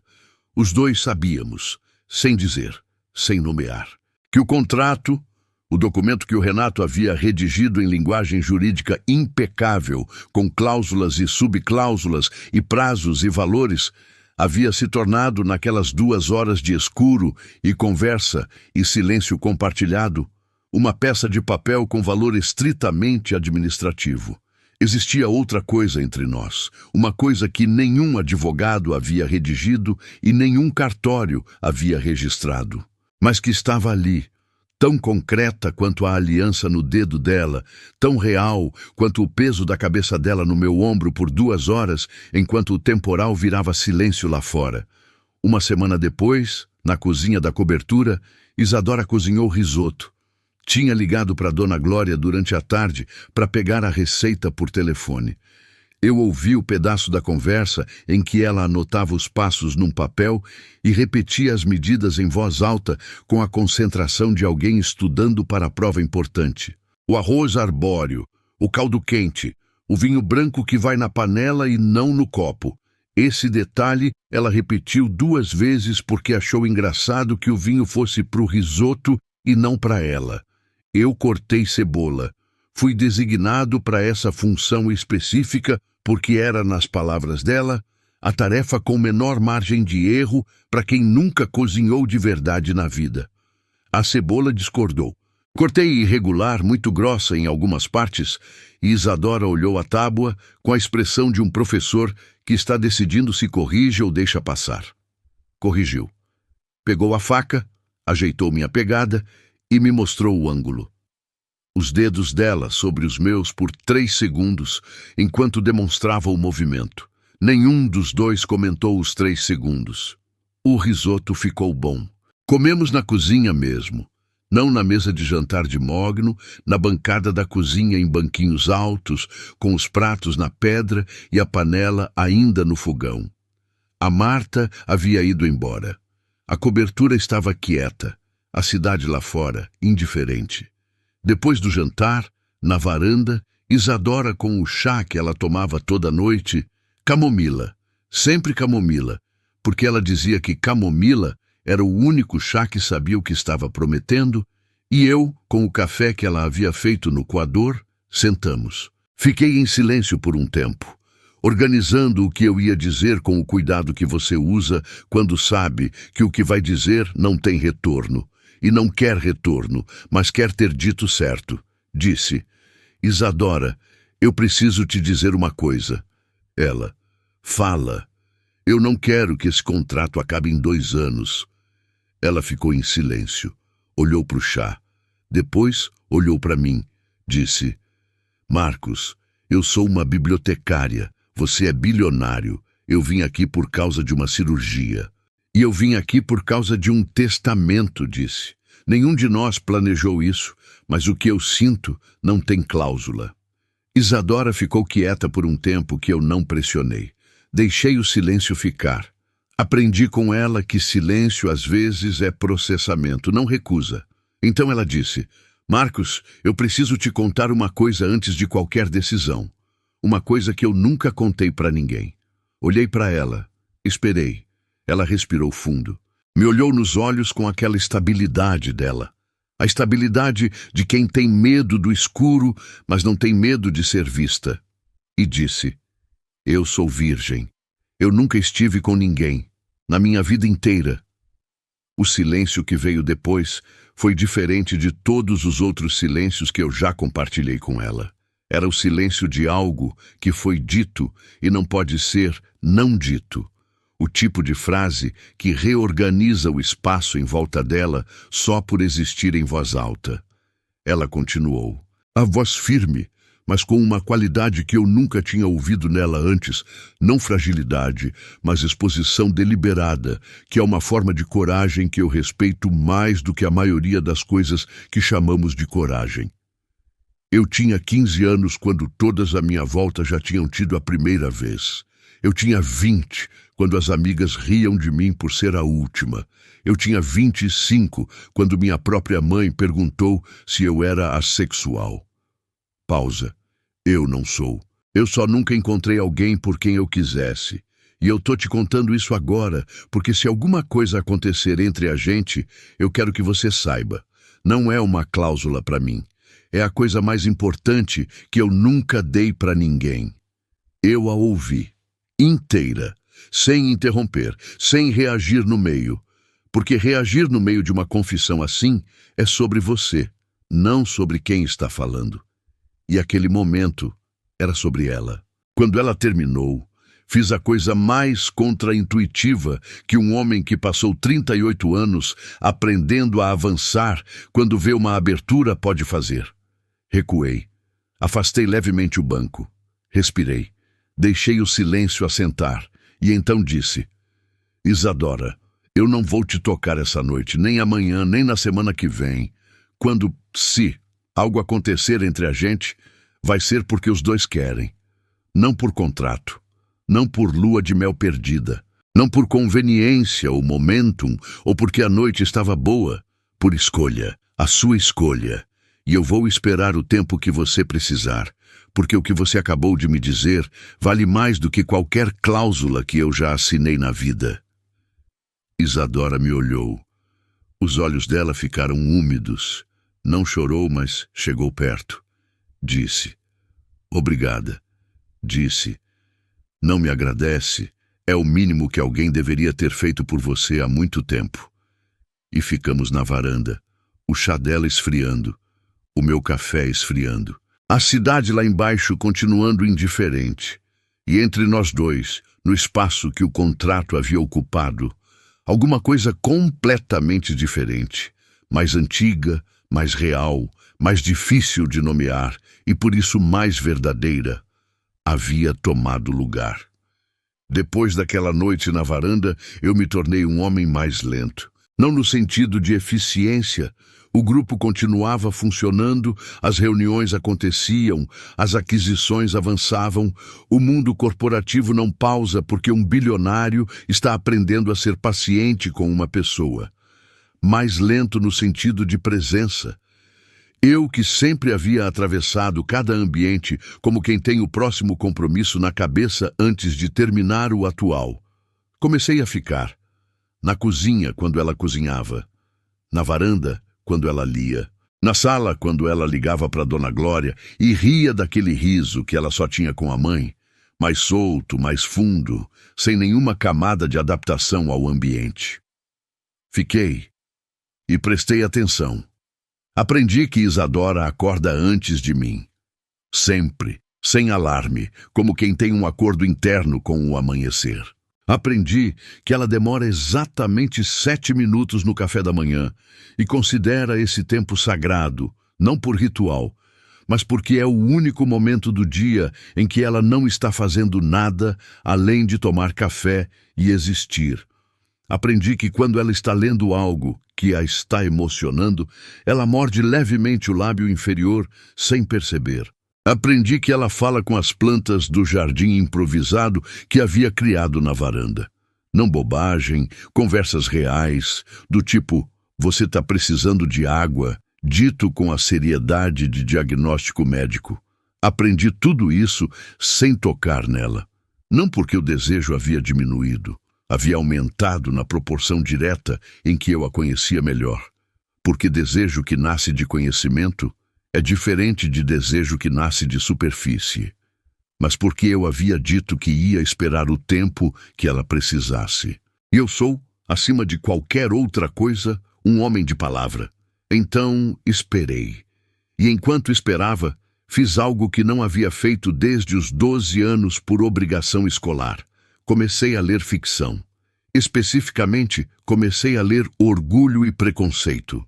O mesmo Orgulho e Preconceito com lombada colada com durex que ela havia lido pela 10ª vez. Comprei um exemplar novo, capa dura, tradução diferente, sem durex na lombada, e comecei na primeira página numa noite em que ela estava na varanda com o próprio exemplar, e eu me sentei ao lado com o meu. Ela olhou para o meu livro. Depois olhou para mim. Não disse nada, mas o canto da boca dela subiu levemente do lado direito. O sorriso pequeno que eu já havia aprendido a identificar como o mais honesto que ela tinha. Lemos em silêncio por 1h30. Foi a melhor 1h30 que eu passei em muito tempo. E eu presidi uma empresa por 10 anos, viajei para 4 continentes e comi em restaurantes com estrela Michelin. Mas havia algo naquela varanda. 2 livros, 2 canecas, o barulho da cidade lá embaixo, e nenhuma obrigação além de estar ali, que tinha uma qualidade de realidade que o resto raramente alcançava. Dona Glória ligava todo dia às 6 da tarde. Isadora atendia sempre que eu estava por perto sem fazer nenhum esforço de privacidade, o que eu entendia como uma forma de inclusão.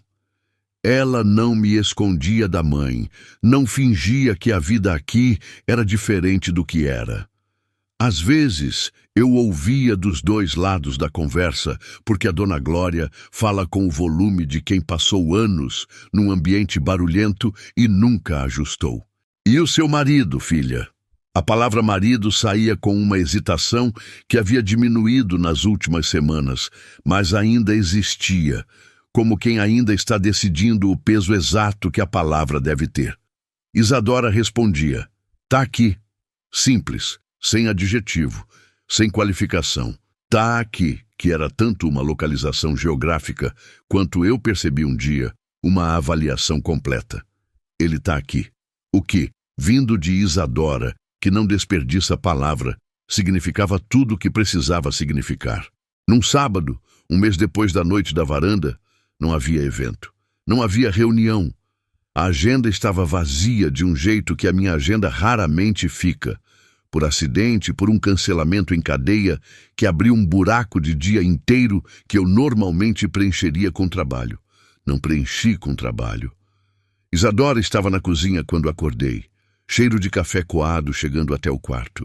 Quando entrei na cozinha, ela estava de costas para o fogão, o coador pingando devagar, usando a camisola de algodão branco que eu havia visto na porta da suíte da ilha meses antes. A mesma, porque Isadora não troca o que funciona. Cabelo solto, descalça no piso frio da cozinha, não me ouviu chegar. Fiquei parado na entrada da cozinha por um momento que não anunciei. Não por voyeurismo, por algo mais simples e mais difícil de nomear. A cena era tão ordinária e tão completamente minha que eu precisei de um segundo para processar que era real. Essa mulher nessa cozinha, nessa manhã de sábado sem agenda. Esse cheiro de café. Esse silêncio de casa que tem alguém dentro. Disse, bom dia. Ela virou, sorriu. O sorriso de manhã, diferente de todos os outros, ainda com as camadas do sono, sem nenhuma construção social ainda ativa. Bom dia. Café tá quase pronto. Sentei na bancada. Ela serviu. Ficamos em silêncio por alguns minutos. O silêncio confortável, o que a gente tinha chegado, o que não precisava ser preenchido. Então, ela fechou o livro que estava sobre a bancada. Terminado, eu vi, pelo jeito que ela o fechou, com aquela finalidade de quem acaba algo e precisa de um segundo antes de começar o próximo. E me olhou. Marcos. Sim? Ela ficou em silêncio por um instante. Não o silêncio de quem está hesitando. O silêncio de quem já decidiu, mas está escolhendo a palavra certa, que é diferente. Eu quero ficar, não pelo contrato, por você. As palavras chegaram simples, sem ornamento. Do jeito que Isadora diz as coisas que mais importam. Sem escala, sem preparação, sem construção dramática. Apenas a verdade dita em voz alta, com a voz de quem não tem mais nenhuma razão para guardá-la. Eu coloquei a caneca na bancada. Olhei para ela. Tem certeza? Eu tenho 27 anos, ela disse. Eu esperei a vida inteira e eu sei que é você. Me levantei do banquinho. Fui até ela devagar. A mesma lentidão da praia na ilha. A mesma consciência de que havia algo frágil e precioso no espaço entre nós que pedia cuidado antes de qualquer outra coisa. Coloquei a mão na bochecha dela, completo dessa vez, sem vento que jogou o cabelo, sem pretexto. Apenas a mão no rosto dela por escolha inteira, a minha e a dela, que não recuou, que fechou os olhos e ficou. Beijei a testa dela primeiro, a pele quente do sono ainda guardado, depois o nariz, depois, devagar, no tempo que a cena pedia, a boca. O primeiro beijo de Isadora. Eu soube que era, não porque ela havia me dito que nunca esteve com ninguém, mas porque havia algo no beijo que não existe em beijos de quem já beijou muitas vezes e perdeu a consciência do gesto. Era um beijo inteiro, presente em cada milímetro, em cada segundo, como quem está recebendo algo que sabe que não se repete da mesma forma, porque a primeira vez é a única primeira vez que existe, e ela sabia disso, e o beijo sabia disso.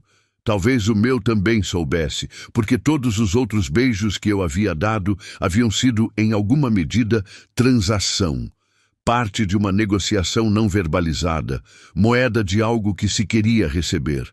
Aquele não era transação. Aquele era o beijo de quem chegou num lugar que não sabia que estava procurando. Naquela noite, ficamos juntos pela primeira vez. Não vou te contar com detalhes que não são seus de saber, porque há coisas que pertencem a dois e não precisam de plateia. Mas vou te dizer o que importa. Isadora entregou o que havia guardado por 27 anos com a mesma consciência com que havia guardado. Não por impulso.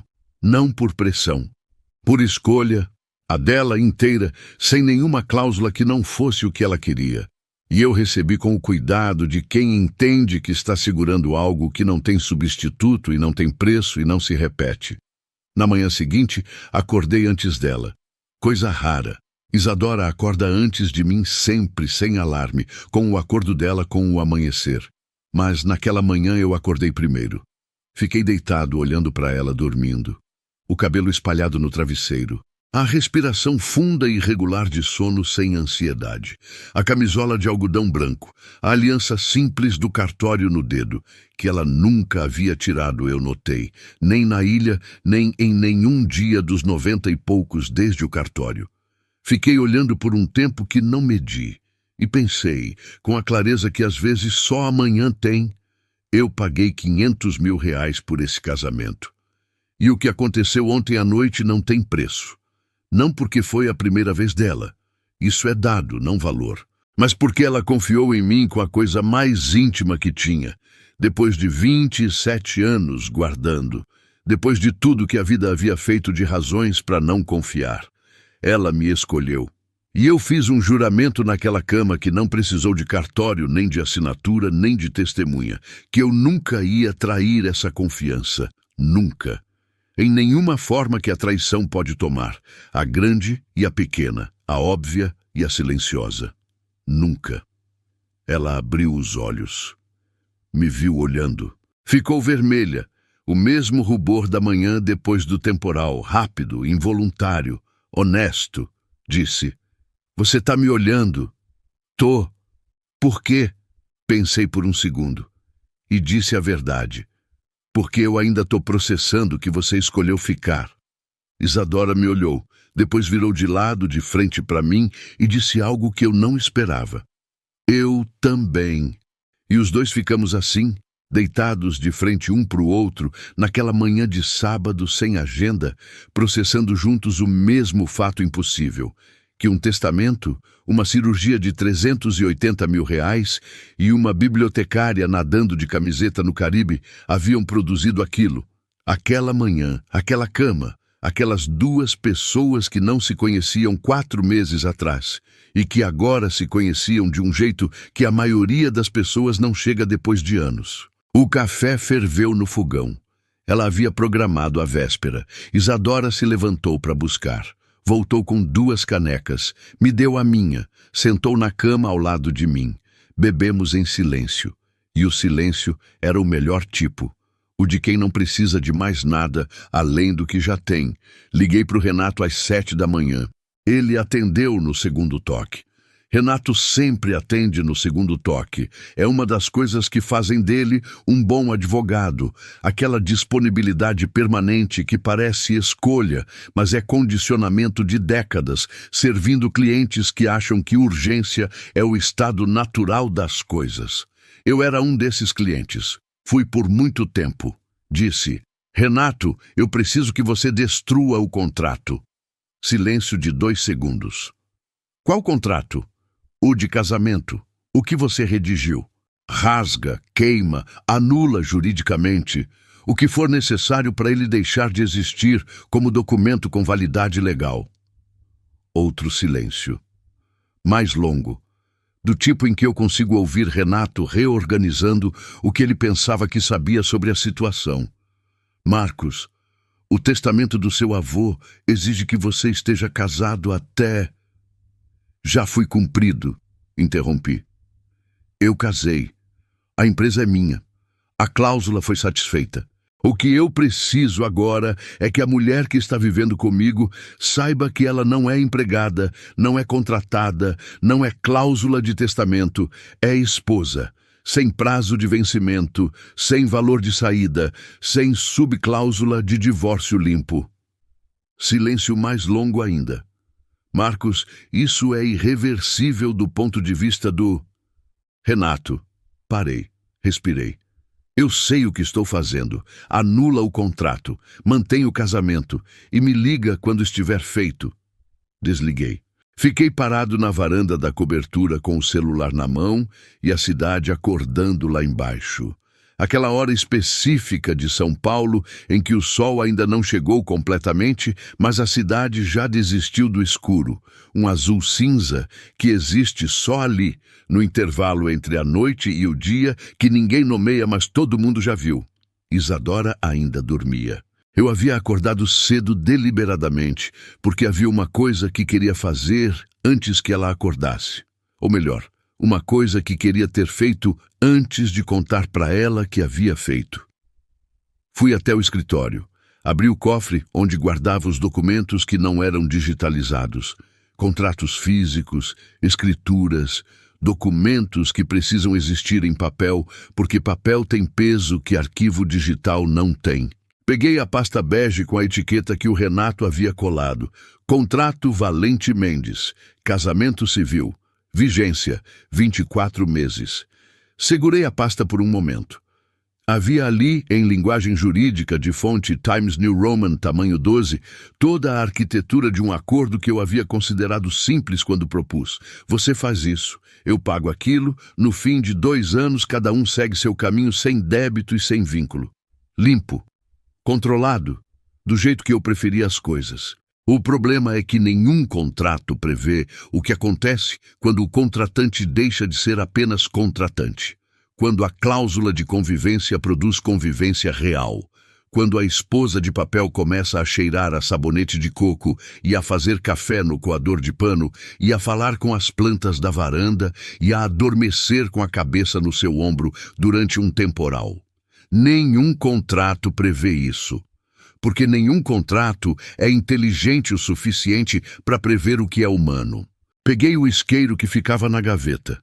Eu não fumo. O isqueiro era de emergência para velas em caso de queda de luz. Aquela ironia que só eu percebi enquanto o acionava. Coloquei a pasta sobre a pia de pedra do banheiro do escritório. E queimei. O papel pegou pelas bordas primeiro, sempre pelas bordas. Eu nunca havia queimado documento antes, mas o fogo tem lógica própria que não precisa ser ensinada.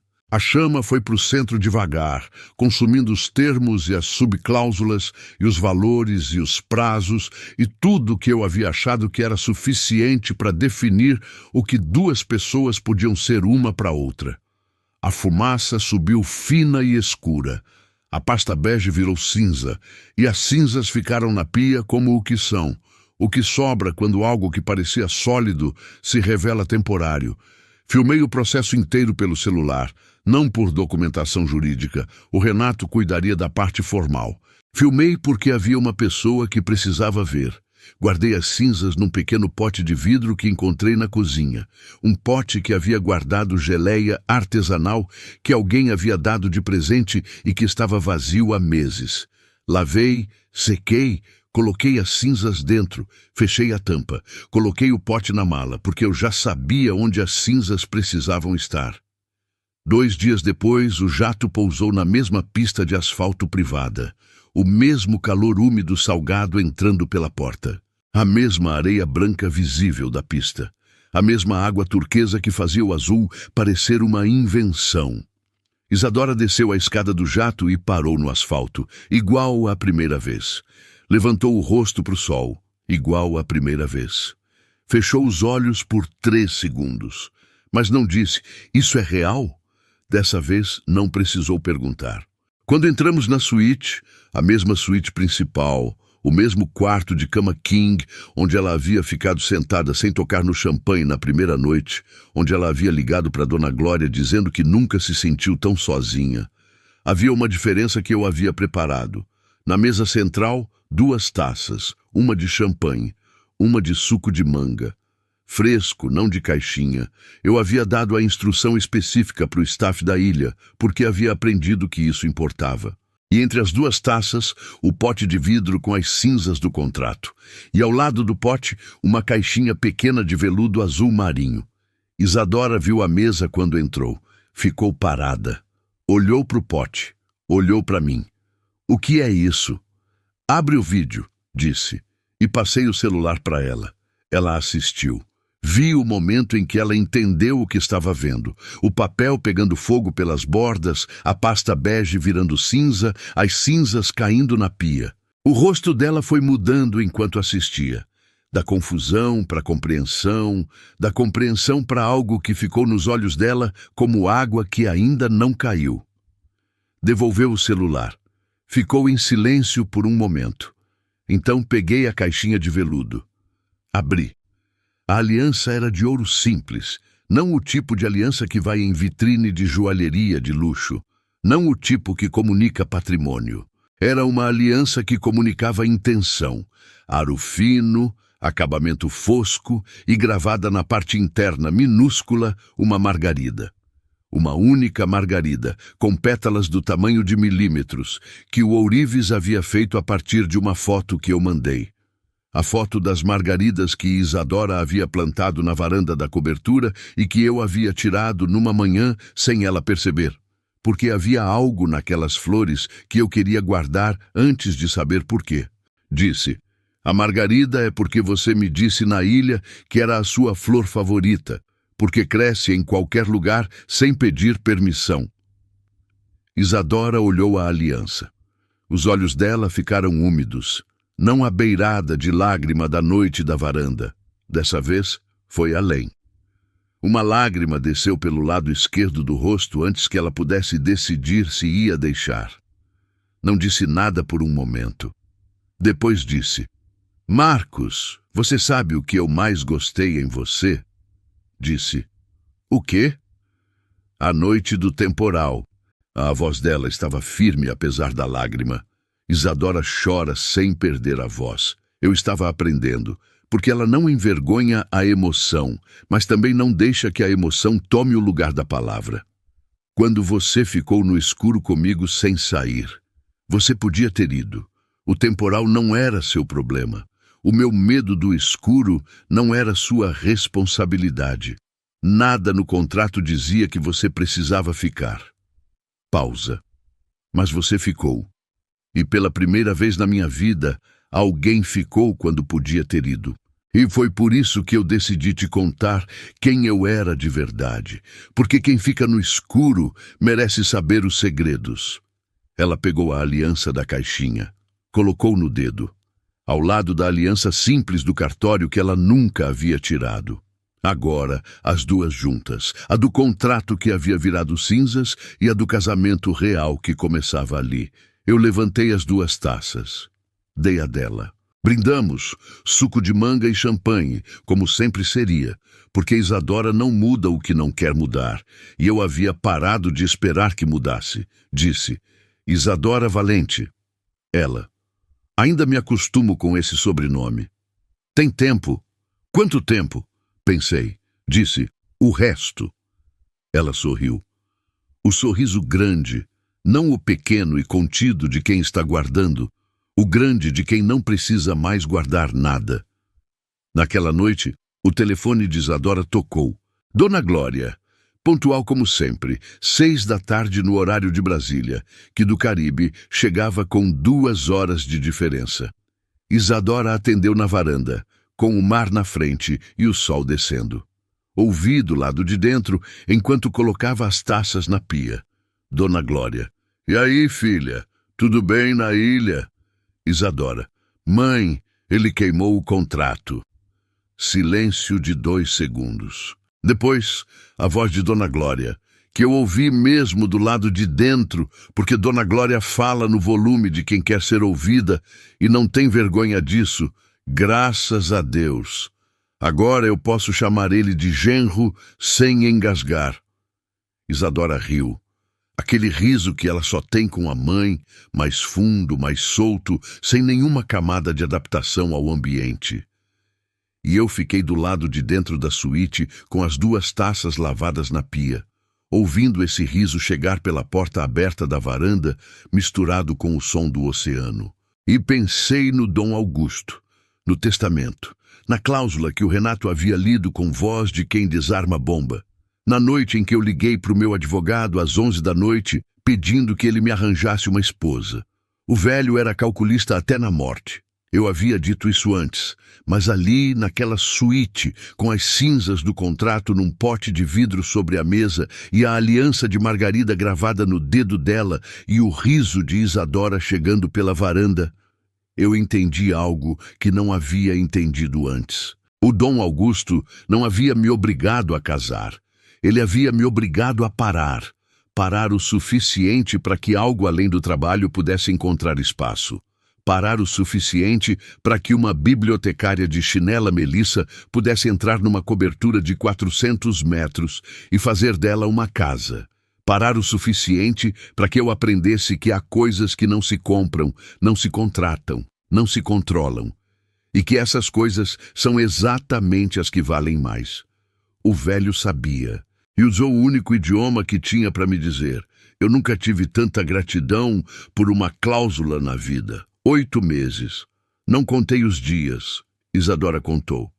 Ela tem esse hábito de saber exatamente quanto tempo passou das coisas que importam, não de forma obsessiva, mas com a consciência de quem valoriza o que o tempo constrói e não quer fingir que construiu sozinho. Ela me disse numa manhã qualquer de passagem, enquanto regava as margaridas da varanda: 8 meses amanhã. E voltou para as plantas como se fosse informação de rotina. Mas eu fiquei com o número: 8 meses desde o cartório. 8 meses desde a Ilha Primeira, a da camiseta no mar e do quase beijo interrompido por Dário e pelo 3º trimestre. 8 meses desde que uma auxiliar de biblioteca de chinela, Melissa, entrou numa cobertura de 400 metros quadrados e começou a transformá-la em algo que eu não sabia que uma cobertura podia ser: uma casa. A diferença entre os dois conceitos, cobertura e casa, eu não soube articular por muito tempo. Sabia que havia diferença, sentia a diferença, mas falta vocabulário para coisas que a gente nunca teve antes. Cobertura é espaço. Casa é o que acontece no espaço quando as pessoas dentro dele param de ser transitórias.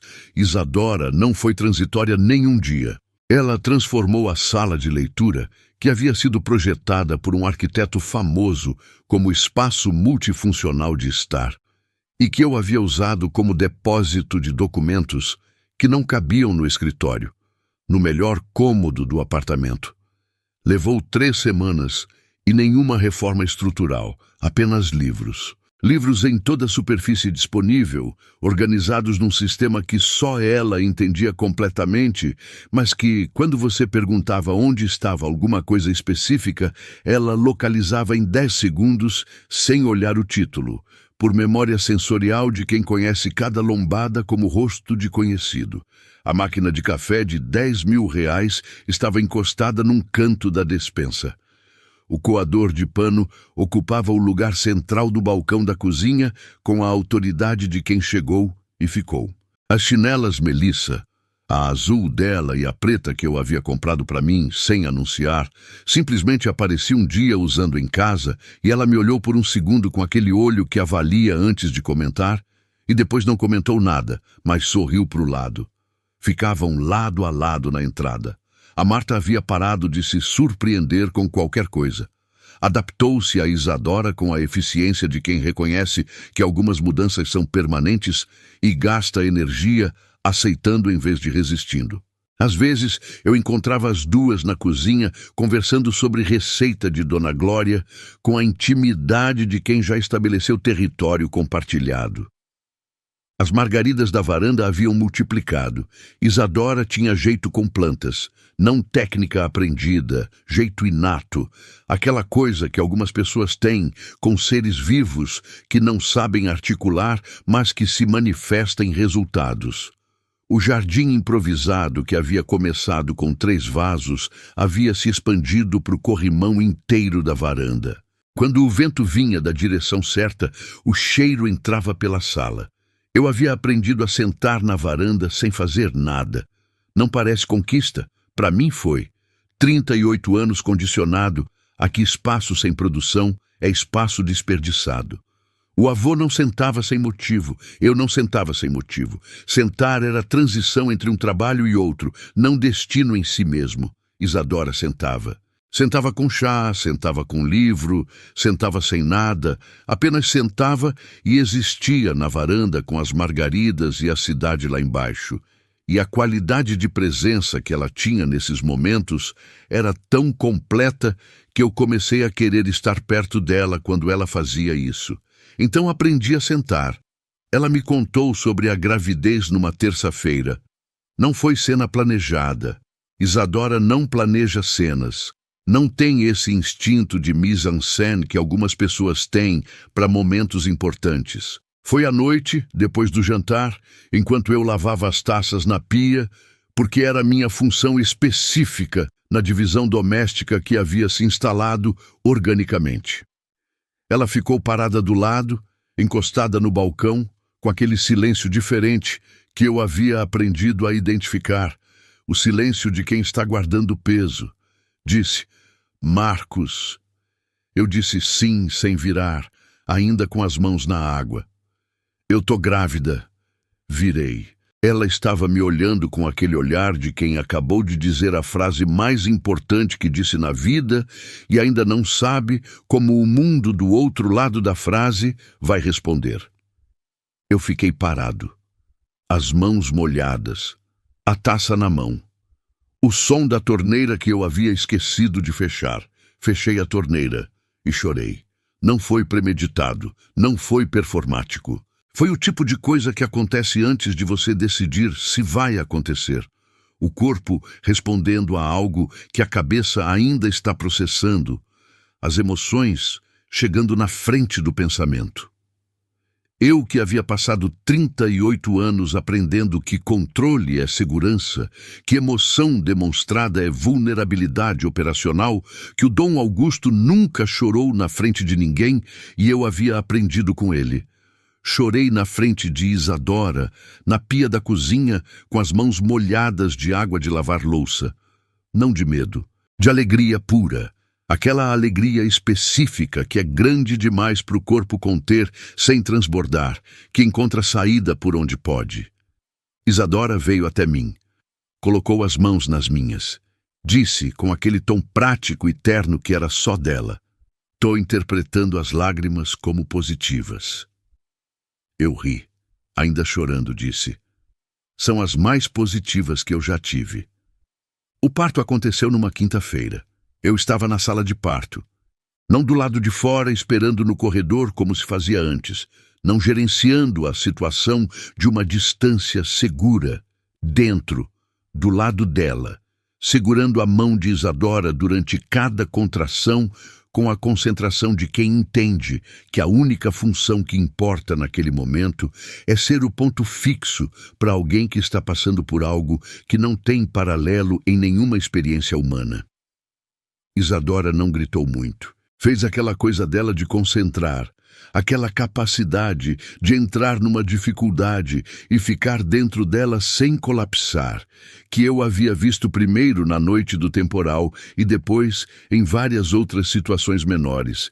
Ela entrou no parto como entrava em tudo que exigia dela, inteira, presente, sem desperdiçar energia no que não podia controlar. Quando a menina chorou pela primeira vez, o som chegou no quarto com aquela qualidade específica de primeiro choro, diferente de qualquer outro som, mais urgente, mais vivo, mais completamente presente. Eu chorei de novo. Isadora olhou para mim com o bebê já no peito e disse exausta e com o sorriso do tipo que só existe quando o corpo não tem mais força para nada, mas o coração insiste: "Você chorou mais que ela." Eu disse: "Ela tá aprendendo. Eu já sei que tem motivo." O nome foi de Isadora. Ela me disse depois de 2 dias olhando para a menina. 2 dias em que os dois ficamos no hospital naquele estado específico de quem acabou de entrar num mundo novo e ainda está aprendendo a geografia. Disse: "Eu quero chamar de Glória." Eu disse: "Glória Valente." Ela: "Soa como uma rainha." Eu: "A sua mãe é uma rainha. Só nunca teve o castelo." Isadora me olhou. E esse foi um dos momentos em que eu a vi ser completamente permeável. Sem nenhuma camada, sem nenhuma proteção, apenas o sentimento chegando no rosto inteiro sem pedir licença. Ela não disse nada. Não precisou. Dona Glória veio morar no andar de baixo 3 semanas depois do parto. Eu havia comprado o apartamento antes mesmo de Isadora falar. Havia percebido que ia precisar disso antes que ela pedisse, que é a versão mais simples do que é conhecer alguém de verdade. Antecipar o que importa para ela antes que ela precise verbalizar. Dona Glória chegou com 3 malas, um santo de gesso que colocou na entrada e a autoridade de quem está chegando num lugar que é seu por direito afetivo. Examinou o apartamento, aprovou a vista, testou o fogão e declarou que o café que eu fazia ainda precisava melhorar, mas tinha potencial. Desde então fazia café para mim toda manhã quando eu descia visitar. Mais forte que o de Isadora. Taquicardia garantida, como ela havia descoberto e declarado ser característica positiva.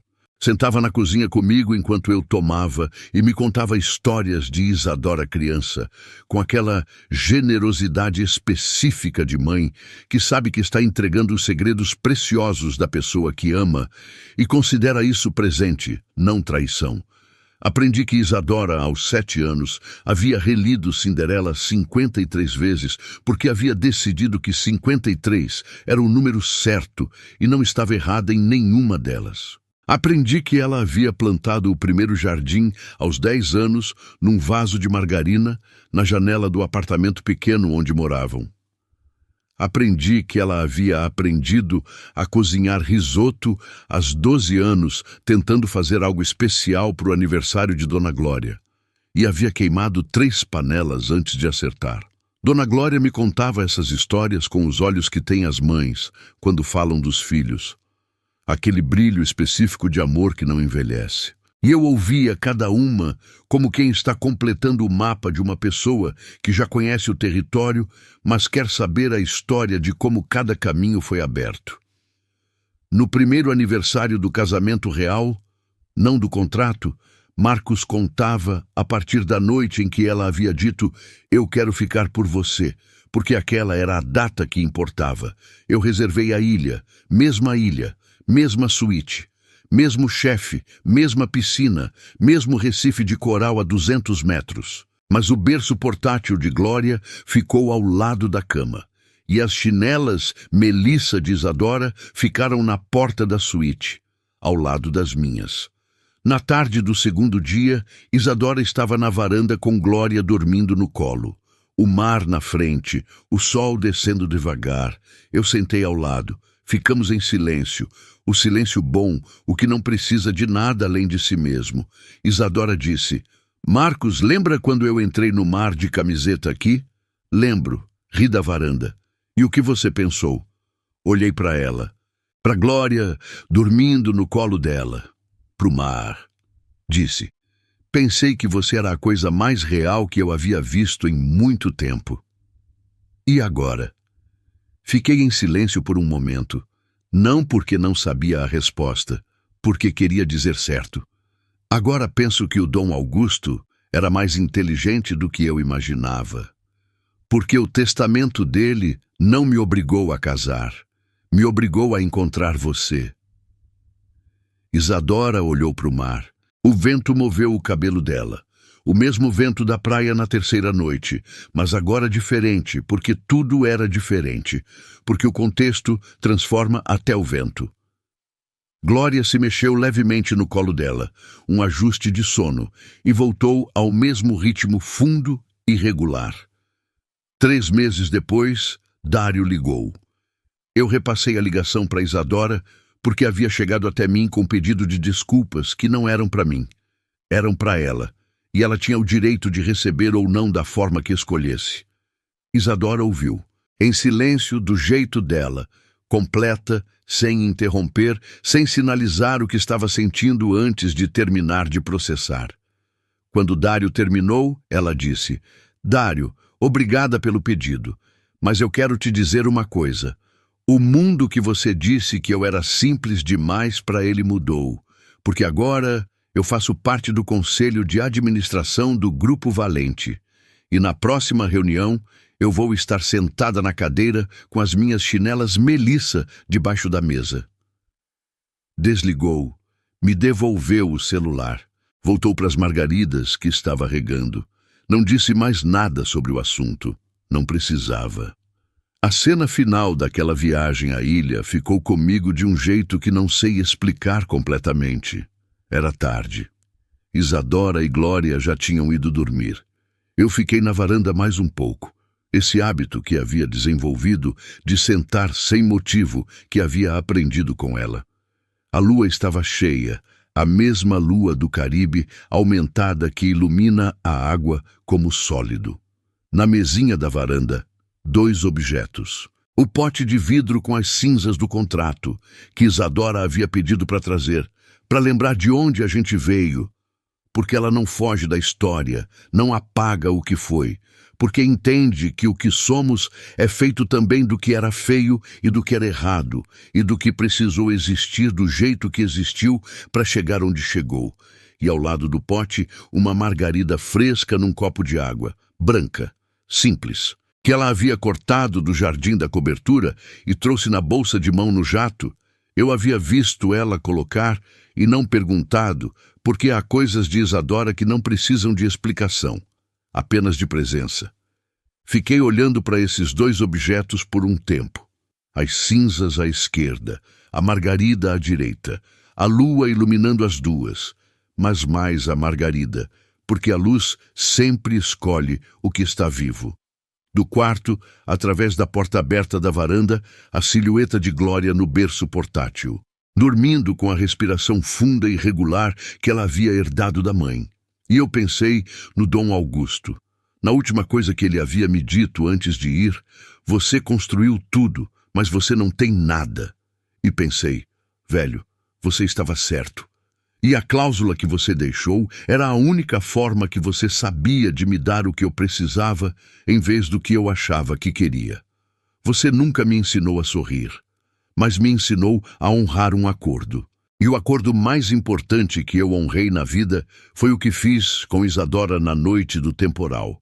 O acordo não escrito, sem advogado, sem assinatura, sem data de vencimento, o de ficar quando podia ter ido. As cinzas à esquerda, a margarida à direita. O contrato que virou cinzas, a flor que cresce em qualquer lugar sem pedir permissão. E a prova de que o amor verdadeiro não se compra, mas às vezes precisa de um testamento, uma cirurgia de 380 mil reais e uma bibliotecária nadando de camiseta no Caribe para finalmente ser encontrado.